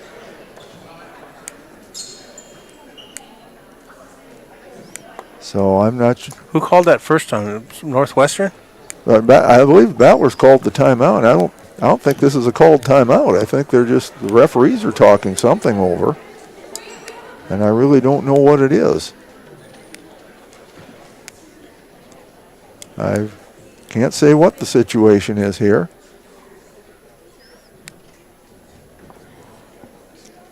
Unless they're going to move. Yeah, that could be. Peyton, Kathleen Schlachter is visiting with one of the referees. Unless they're going to move Peyton out. And Mike Hobart going over there to see if he can lend any assistance. I think that's what they're going to do. They're going to bring in a stretcher. No, I guess not. So we won't speculate on the situation, but it's Battler ball, 3:36 to play. Hopefully Peyton's okay.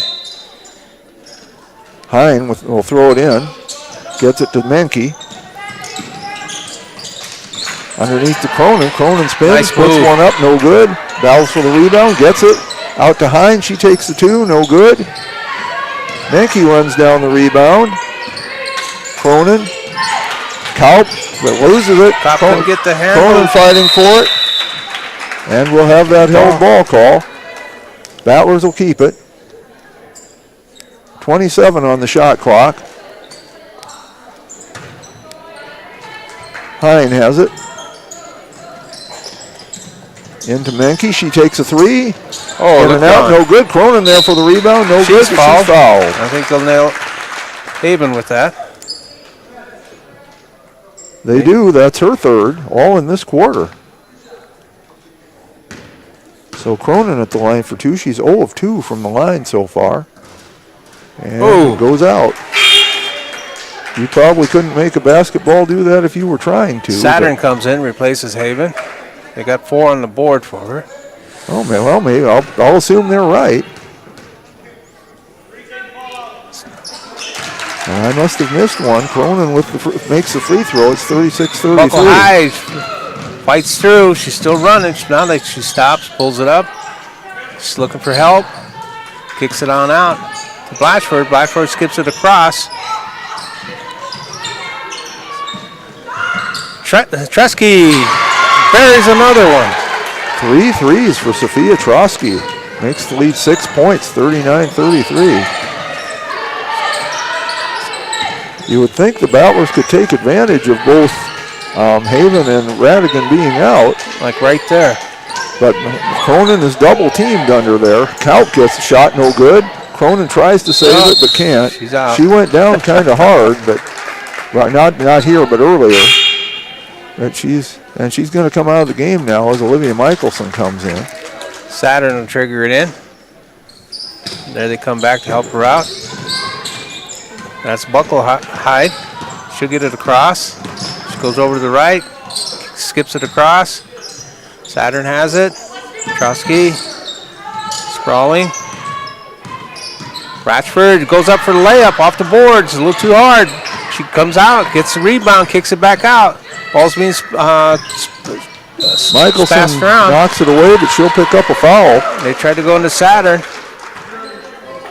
And that's her third. 5 fouls. Saturn go to the line for 2. Saturn with 2 points on the game, her first trip to the line. Hits it. 40. Cronin coming back in. Menke comes out.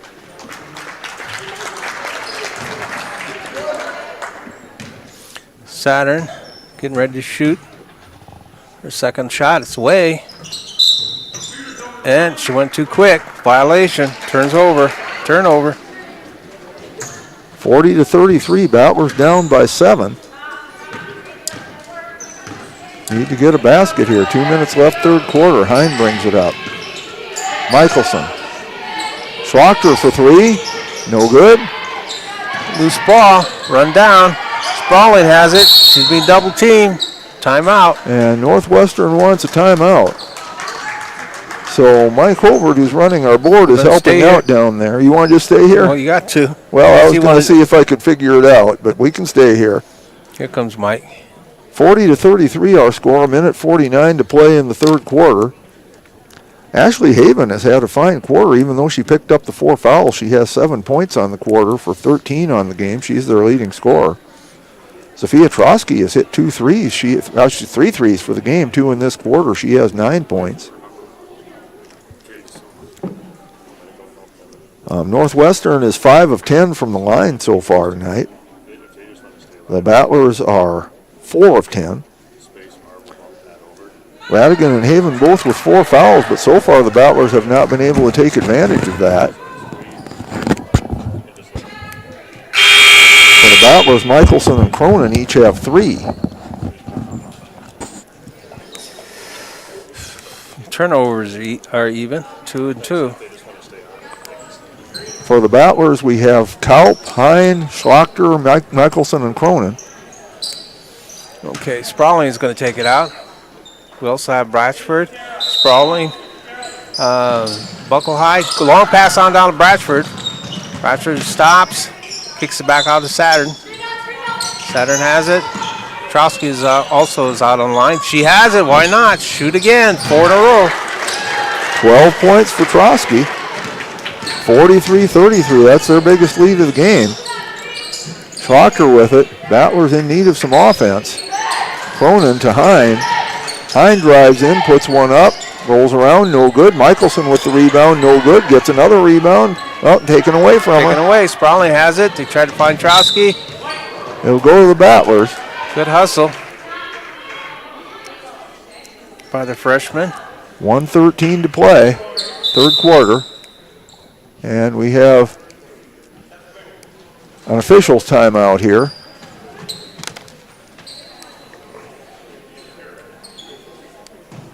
I hear that beeping noise.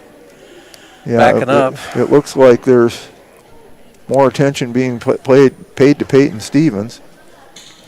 And again, we're not going to speculate on what the situation is. We can report what we see, but we are not going to try to speculate beyond that.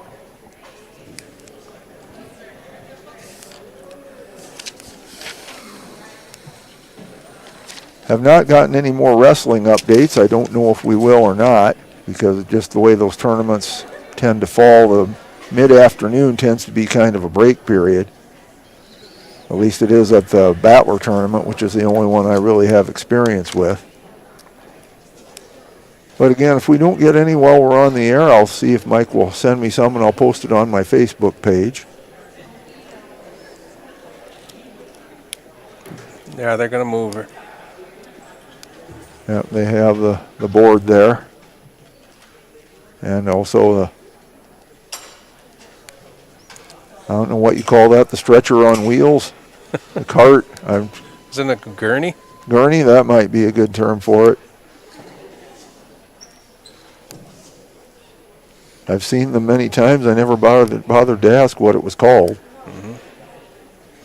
Well, for sure, that's Mike Holbert, Kathleen Schlachter, and Wendy Roach. Getting everything ready, making sure that they can keep Peyton covered up and warm while they get her out, assumed, to the ambulance.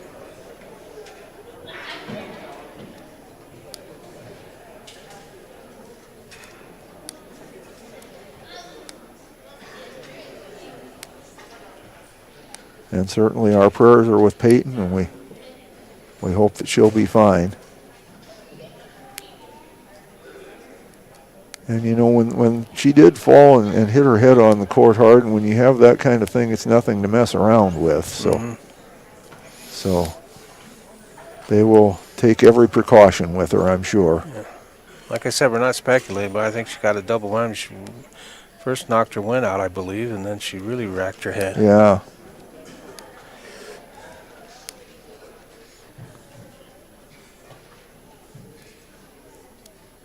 Our score is 43-33, Northwestern leading, with 1:13 to play in the third quarter.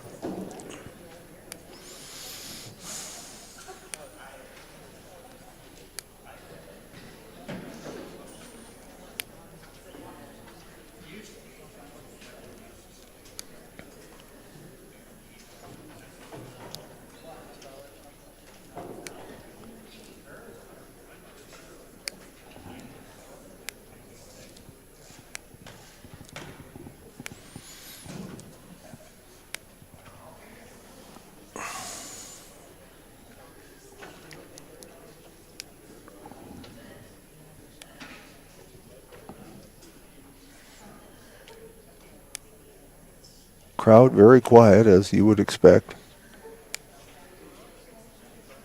And making sure that Peyton is positioned properly here. They don't want to take any chances doing something that could make anything worse.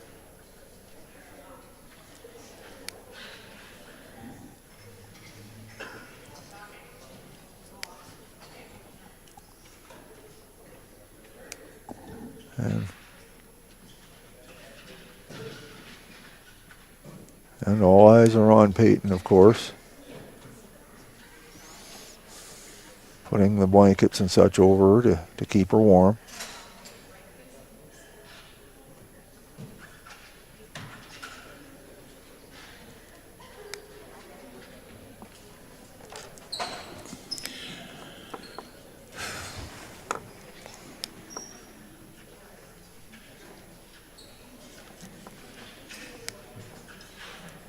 And again, our prayers are certainly with Peyton, and we're sure many of you are praying for her as well, that everything will turn out to be all right.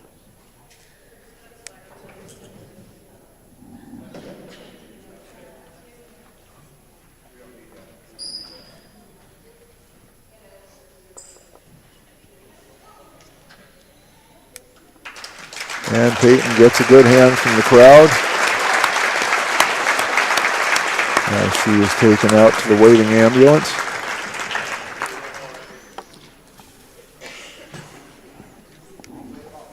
And so our referees signal that we're about ready to get going again.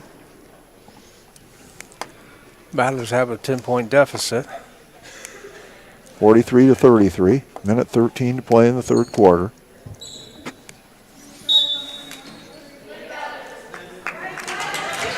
And of course, hard to focus on your mind on the game if you're one of the Battler players when one of your teammates is taken off like that, but that is what they will need to do now. Danica Kaup throwing it inbounds. And gets the ball from their official. Gives it to Schlachter. Schlachter driving in, loses the ball. Lost the ball. Hine gets it for the Battlers. To Cronin. To Michelson. Michelson Nice kind of a drop hook pass to Nice Cronin, drop and she puts it in. Caden with 9 points in the quarter, 15 Ball for the comes game. into Sprawling. Gives it back up to Bucklehide. Bucklehide stop. Oh, no. Yeah, no, excuse me. That's Saturn. Saturn stop. Kicked it back out. Sprawling will fire up a three, and that one goes in. They're hot from outside. Josie Sparling, her second three. They have made 6 threes in this quarter, 7 8 for the game. Schlachter has it underneath to Cronin. Cronin puts it up, no good. Michelson there for the rebound, no good. Cronin fighting for the rebound again, but can't get it. Kick back on out to Blatchford. Blatchford has it. Should get it across. Radigan went out, so they went to the long ball, and it's been paying off for them. Saturn has it, kicks it across. Tresky goes over. Bratchford back to Trotsky. Trotsky goes to the middle. She's been hot. She rifles one up off the board, but this one slips off. So at the end of 3, Potter County Battlers 35.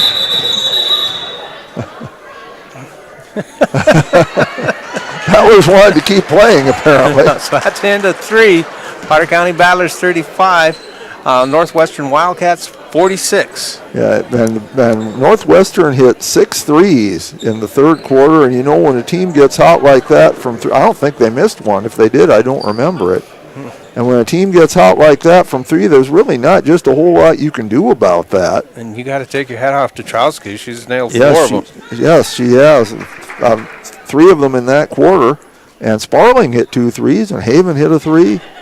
And, you know, like I said, there's just not a lot you can do about it when somebody's that hot from outside other than just wait for them to cool off. Tip your hat and hope they go cool this quarter. In the scoring after 3 quarters, pretty balanced scoring with all of those threes. Northwestern, Ashley Haven leads the way with 13 points, but Adriana Radigan has 12, and Sophia Trotsky 12 on those 4 threes. Josie Sparling contributed 2 threes for 6, and Breland Satter had 3 points. For the Battlers, Caden Cronin leads the way with 15 points. Zoe Menke has 8, Finley Hines 7 off the bench. Emma Schlachter 4, and Peyton Stevens 1. And we're ready to go in the fourth quarter. Ball. They leave Trotsky in. Radigan's still on the bench. Haven has it, why not leave Trotsky in? She's hot. Bucklehide goes to the corner, kicks it back out. Ball's being passed around. Sprawling has it. Trotsky kicks it over. They go to the left. Sprawling has again. Goes into the middle. That's Trotsky. She'll go back to the right side. Sprawling has it. It looks like they're trying to dump it into Haven. Being fronted by Cronin. Shots fired up. A 3. They're still hot. That was Sparling. She has 3 threes, 49-35. Danica Kaup with it. She'll take a long 2. In and out, no good. We have a foul called on. Trotsky will get it. Looks like it. Her first. Zoe Menke comes back in for Danica Kaup. Also out there are Caden Cronin, Olivia Michelson, Emma Schlochter, and Finley Hine. They need points. Pass comes in, knocked away. Schlochter runs it down. Menke tries to get to Hine, battered around, and Spaulding picks up the loose balls, puts the Northwestern back on the attack. This is Bucklehide. She kicks it on over to Blatchford. Blatchford goes, throws up. And I think they got Caden Cronin. That'll be her fourth. And it is. 4 on Caden. Blatchford will go to the line for Northwestern. This is her first trip to the line. She does not have a point yet in this game. And that's about to change. No move to take Caden out. Down 15 points, 7 minutes to play. Not much point in trying to save her. Blatchford has it. Fires on up. And then makes the second one. Menke has it. Stops her dribble. Schlochter. Michelson. Schlochter. Drives in, puts one up, hits it. Emma Schlochter with 6 points. Cuts the lead to 14. Blatchford's running. She pulls it up. See if she sets her offense. She will. She's still out front. Kicks it on over to Bucklehide. Gives it into Sprawley. Sprawley drops into Haven. Haven turns, shoots. Short. Cronin with the rebound, but it's taken away. Kick back out. Bucklehide throws up along two. That's her first basket of the game, 53-37. Battlers need to do something in a hurry. Schlochter takes it all the way, and that's one way to do it. Schlochter with 8. Bucklehide has it. She's being closely guarded. Gets it across, kicks it on down to Blatchford. Blatchford throws it up. Hine with the rebound. That's what the Battlers need, are some stops. Hine takes it all the way, puts it up, in and out, no good. Cronin with the rebound, loses it. Held ball. It'll go to the Battlers. Haven went down, but she's apparently going to stay in. She's moving a little slowly, but hopefully all right. Hine to throw it in. Cronin. Menke for 3. No good. Still good. Come down by Bucklehide. Bucklehide's running. Goes up, off the boards, short, gets her own rebound. If they get Caden Cronin, that's it. See what the call is. No, it's Michelson. Michelson. Her so that'll put Bucklehide on the line. But again, 5:34 to play and down 14. Shots up, short. No point in saving them.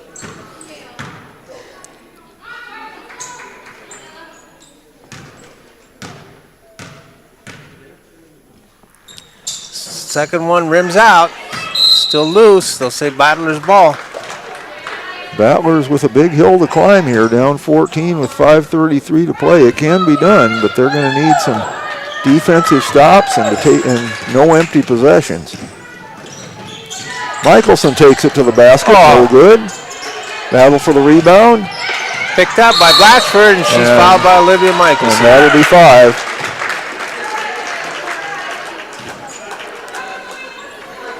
And Olivia knows it. She's headed for the bench.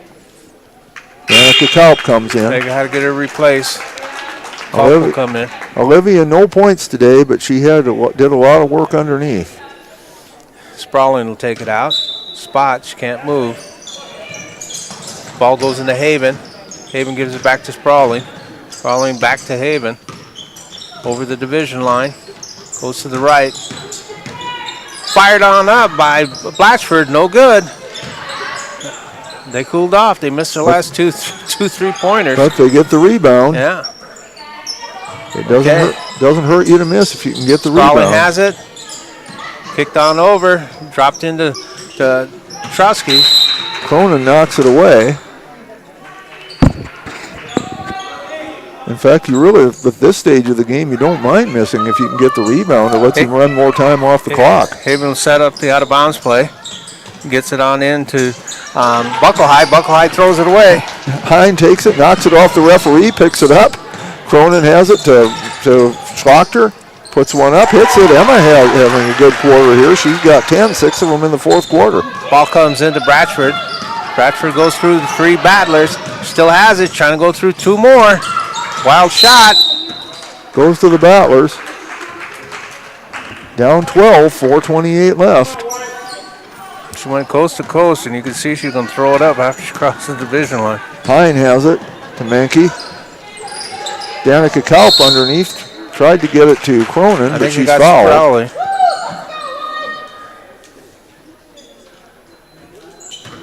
Sparling picks up the foul, her second. Adriana Radigan has not played in the fourth quarter, but they haven't needed her so far. Hine has it. Bounce pass into Cronin. She lays it in. Caden with 17. That might get Radigan up. Lead down to 10.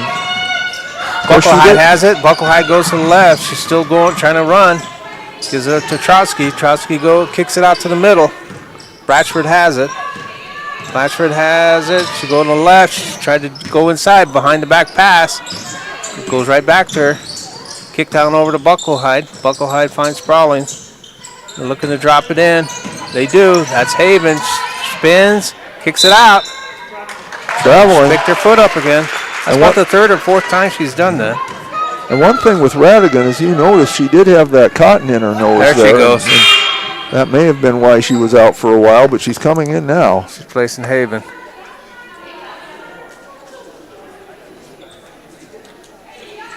Battlers down 10, 53-43. Both of those big men have 4, right? Yes, that is correct. Hine taking it in. Now we'll pull it back out to Cronin. Kaup driving in, plays one up. No good, but she's fouled. Fouled by Blatchford.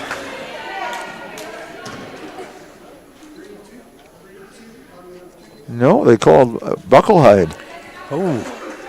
That's her first. All right. I was with you. I thought it was going to be Blatchford, but not what the referees ruled. Kaup hits her free throw. It's her first trip to the line. That's her first point of the varsity game. Lead down to 9. Battlers trying to fight their way back into it. Second one Short. no good. Cronin fights for the rebound but can't get it. Radigan pulls it down. We're coming up on 3:30 to play here. Battlers need a stop. Trotsky has it. Puts it back out front. Blatchford has it. She'll go to the middle. They're dropping into Radigan. Schlotter take it away, but she call a held ball. Yes, excellent defense there to get a piece of that ball. And it'll stay with Northwestern. Blatchford come down on her elbow. She's holding it. Hopefully she's okay. Been kind of a lot of girls on the floor in this game. Radigan has it. She gets them to move. Long pass out to Trotsky. Ball being passed around. Blatchford has it. Kicked over to Trotsky in the corner. Back out on top. Blatchford throws up a 3. It's short. Radigan gets the rebound. She'll put it right back up, and they're going to get Caden Cronin. I believe that'll be her 5th. It is. Caden will have to come out. Taylor Roush will come in. Replacing Cronin.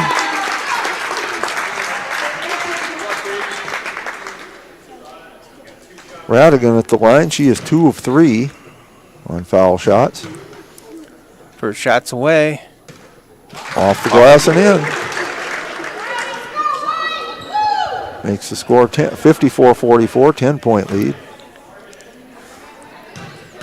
Dribble, sets. Softens the shot, but it works. 55-44.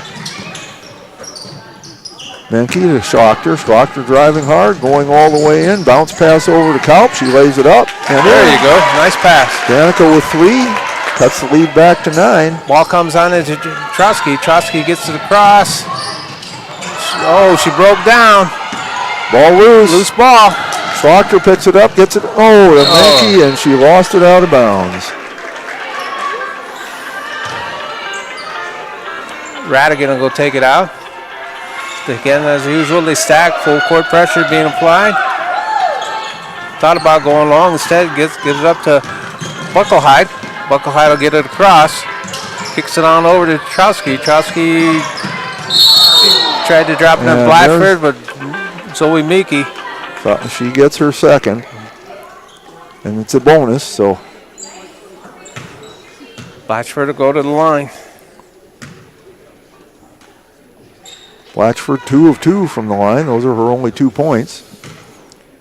They're playing aggressive, and that's why they're falling. But they got to get that ball back. First one's good. Puts it back to 10-point lead.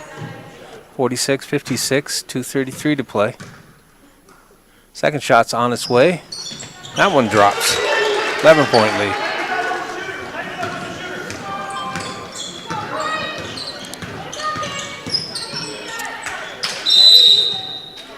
And timeout called by the Battlers. We'll take it to 57-46. The innocence of youth. Is there anything any better? But soon they'll be in high school and facing all the same challenges you faced. How to make friends, how to fit in, how to be cool. We want our children to have everything they'll need to live fulfilling and productive lives. Make sure the kids in your family are among the more than 57,000 participants here in South Dakota who take part in high school sports or activities. Whether you're pregnant or planning ahead, you and your baby deserve a healthy start. We offer a wide range of services such as advocacy, health screenings and education, care coordination and car seat safety, participant empowerment, referral services, and fatherhood support. To learn more about Great Plains Healthy Start, visit greatplainstravelhealth.org or call one of our 5 service areas today. Brought to you by Great Plains Healthy Start, so that the people may live. We hope you are all enjoying the student productions of your school. Tonight's event and every event produced by your school during the school year are created, filmed, and produced by the students you love to follow and support. Welcome back to the Schlachter Lumber Press Box. Schlachter Lumber, serving the area since 1888. Battlers down 11. They're going to throw it in. 2:26 to play. Blatchford's on top of her. Kalb looking for someone to throw to. Gets it to Hine. To Menke for 3. No good. Short. Tresky has it. Gets it across. And she's going to pull it out. And Hine. A little too aggressive. Well, and you might need to foul here, too, to try to get the ball back, because 2:14 to play and down 11. Tresky go to line 2.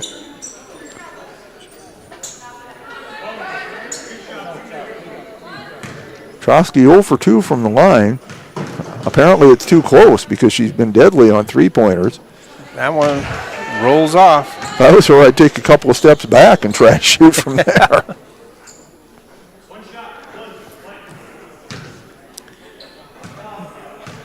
Trosky dribbles, sets, fires. Hits that one. 58-46, Battlers down 12. They need to get shots up as quickly as they can. Menke will take a 3. No good. No good. Pulled down by Haven. Haven kicks it on out to Blatchford. Blatchford finds Bucklehide. Being double T taken away. Good hustle. And on the alternating possession, it will go to the Battlers. 1:57 left. Good sports. Well, wait a minute. Now we have referees talking to each other again. We have a timeout. I don't know if that will negate the held ball or not, but it's a timeout for Northwestern. I think what he explained, timeout, Northwestern, ball will stay with the Battlers. Okay, we'll be back after this. Of your school's live event coverage by becoming a sponsor. It's a great way to show your support of the athletes and students in your community. As a sponsor, you'll get great visibility for your business, organization, or family by supporting the live productions of your school. Your first car. It might not have been perfect, but that didn't matter. You loved it because you worked hard for it. You took care of it, and it took care of you, your friends, and maybe that someone special.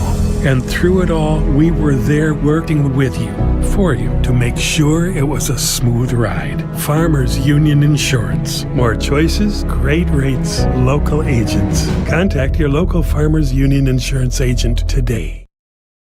Welcome back to the Schlachter Lumber Press Box. Schlachter Lumber, serving the area since 1888. All by a freshman. We are back. Northwestern ball. They're up 12. Radigan has it. Gives him Bucklehide. Bucklehide goes into the middle. Now she spins around, kicks it back out to Bradford. Bradford's dropping into Radigan. And it'll stay. They say Rouch touched it last. Battlers need to create some turnovers in a hurry. Radigan will take it out. They stack their players. Pass out to Haven. Haven looked to drop it in. She was stuffed by Schlochter. Taken away. Hine with it. Hine will drive all the way, put it up, hit it. Finley with 9 points. Lead down to 10. Haven gets it in. She gets it right back. Drops it over to Blatchford. Blatchford kicks it into the middle. That's Bucklehide. Gets it back. They're playing catch. They probably are working the clock. Hine goes for the steal. Kowski has Can't it. get it. It's tipped. Bucklehide gets it back across. Hine There's goes, tipped again. Schlochter going for the steal. Menke gets it to Hine. A minute to play. Menke will take a three. No good. No good. Radigan, no. Taken Rouse away by came in Rouse. for the Good rebound, and hustle. she draws a foul. I think that will be Radigan, and if it is, that's her fifth. And she's walking to the bench. It's her fifth foul. Just to clean up one detail as we came out of the timeout apparently did negate the held ball because Northwestern got the ball when we came out of the timeout. So they apparently ruled that Sprawling comes back in, has to place Radigan, who just fouled out. Roush at the line. They apparently ruled that Northwestern had the ball and called timeout before the Battlers tied it up. And Roush, no good on the first free throw. This is her first foul shot of the game. And she did not take any in the JV game either. Oh, second still one, rolled no off. good. Pulled down by Bucklehide. Bucklehide's getting tied up. She kicks it out to Bradford. Bradford goes right. Finds a wide open Sprawling underneath, but she can't make the bunny. Kaup has it. Long down court pass to Menke. Too long. Too long. 40.6 to play, and this one has pretty much gotten away from the Battlers. Sprawling will take it out. Battlers still applying pressure. The ball goes into. Oh, can't do that. Trosky was out of bounds. He can't be the first one to touch it coming back in. And when I said it's gotten away from the Battlers, they sure haven't given up. They're still playing hard out there, but it's a pretty big mountain to climb. Hine will throw it in bounds. To Menke, she takes a three. No good. Rims out. Haven had it. Slaughter's battling. She'll get the foul. Her first. Zoe normally a pretty good three-point shooter, but she hasn't had much luck today. No. And speaking of three-point shooters, they better buy Trowski a shake when she gets back. Well, and Sparling has three of them as well. Yeah, but the freshman something. Haven at the line. 2 of 3 in it today. First one's up. It's too strong.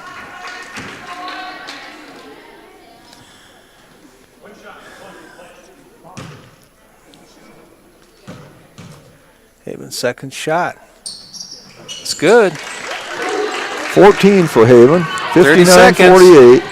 Hine with it. Get it up. Nearly lost it. Get Gets it it up. to Menke. She'll try again. No good. That's Blatchford has it. Almost tackled by her own man. Blatchford gets it right back. They don't need to shoot. And they won't unless they take one at the last second. That's Haven. She goes in the corner looking for help. Kick back out to Blatchford. Blatchford will hold. That's it. So at the end of this match, it is Potter County Battlers 48 and the Northwestern Wildcats, who will get to win, will be 59. And really, Northwestern won this one in the third quarter. We had thought that when Radigan and Haven each had 4 fouls, that would be a break for the Battlers, but that was not the way it worked out because Northwestern got really hot from three-point range. I don't know if they're normally that good or not. You would think they would shoot more of them if they are, but they sure were hot in that third quarter. They made 6 threes, 3 of them by Sophia Trosky, 2 by Josie Sparling and 1 by Ashley Haven. That's just in the third quarter. For the game, they made 8 of them because Trotsky had another 3-pointer in the first quarter and Sparling had 1 in the fourth quarter. I could be wrong, but I have to go back and look. But I don't think Trotsky scored a 3-pointer in the JV game. I don't believe that she did. No, she did not. She only had 2 points in the JV game, and they were both from the free throw line. So she turned it up. So we'll have the scoring for you in just a second. As far as turnovers go, for the game, Potter County had 13 and Northwestern had 17. And we did get an update from wrestling as well. I'll give that to you here quickly. Nicholas Schrochter, Lane Stewie, and Ivan Stewie are all in the finals in Groton. So good luck to them as maybe we can get 3 champions from Potter County here in that wrestling tournament. I'll ask Mike Schlocker for more updates and I'll put them on my Facebook page this evening if I get them. So if you want to find out more, you can find it there. The scoring for Northwestern, Ashley Haven had 13 points. Ashley Haven had 14 points. So did Adriana Radigan. Sophia Trotsky had 13. Jessie off the bench. That's pretty good to get 13 off the bench. Mm-hmm. Josie Sparling with 9. Tara Blatchford with 4. And Ella Bucklehide with 2. Oh, and Breland Satter had 3. For the Battlers, Caden Cronin led the way with 17 points. Emma Schlochter had 10. Finley Hine 9. Zoe Menke 8. Danica Kaup 3.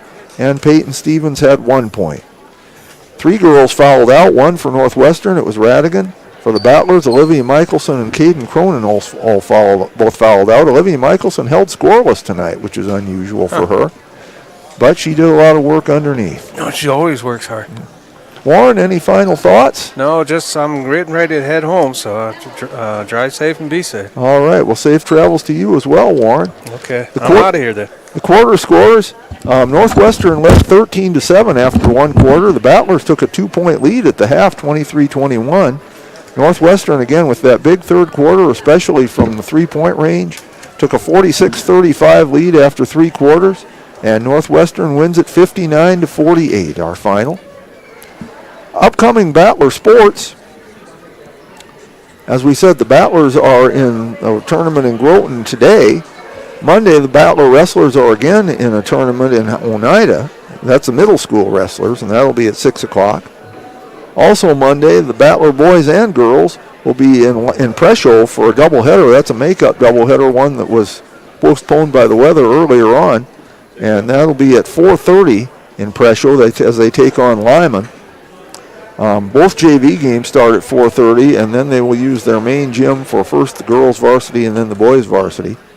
Tuesday, the girls are in Redfield at 6 o'clock.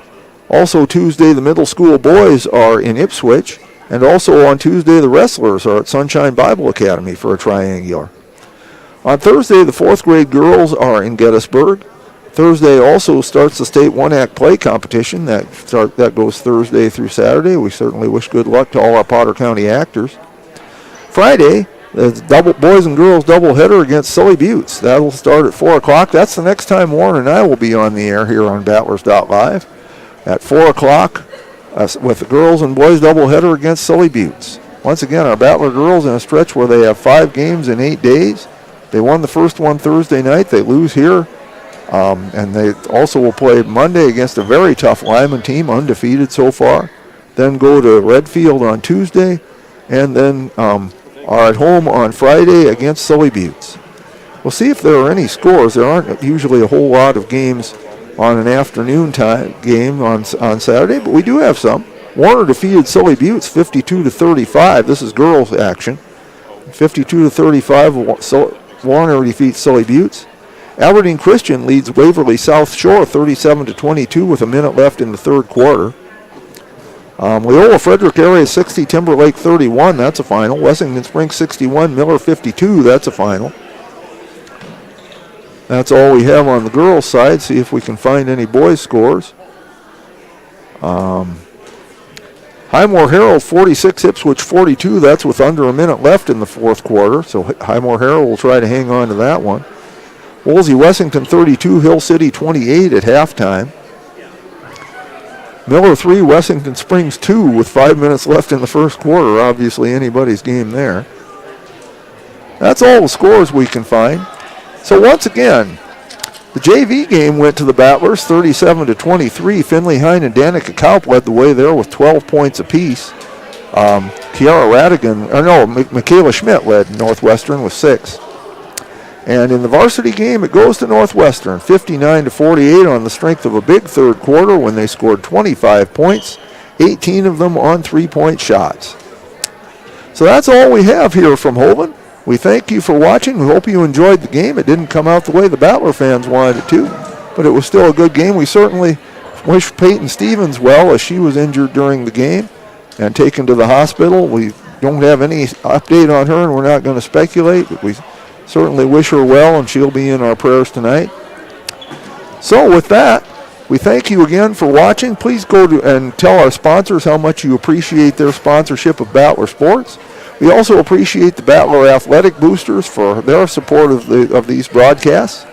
Thanks to Warren LeBeau in the Potter County News, and we encourage you to read his report when the next Potter County News comes out on Wednesday. You can relive this game there. He does an excellent job. Thanks to Mike Hobart for running the board, Christopher Collins for running the camera. So have a great weekend, everybody. Be safe. May God bless. Good afternoon.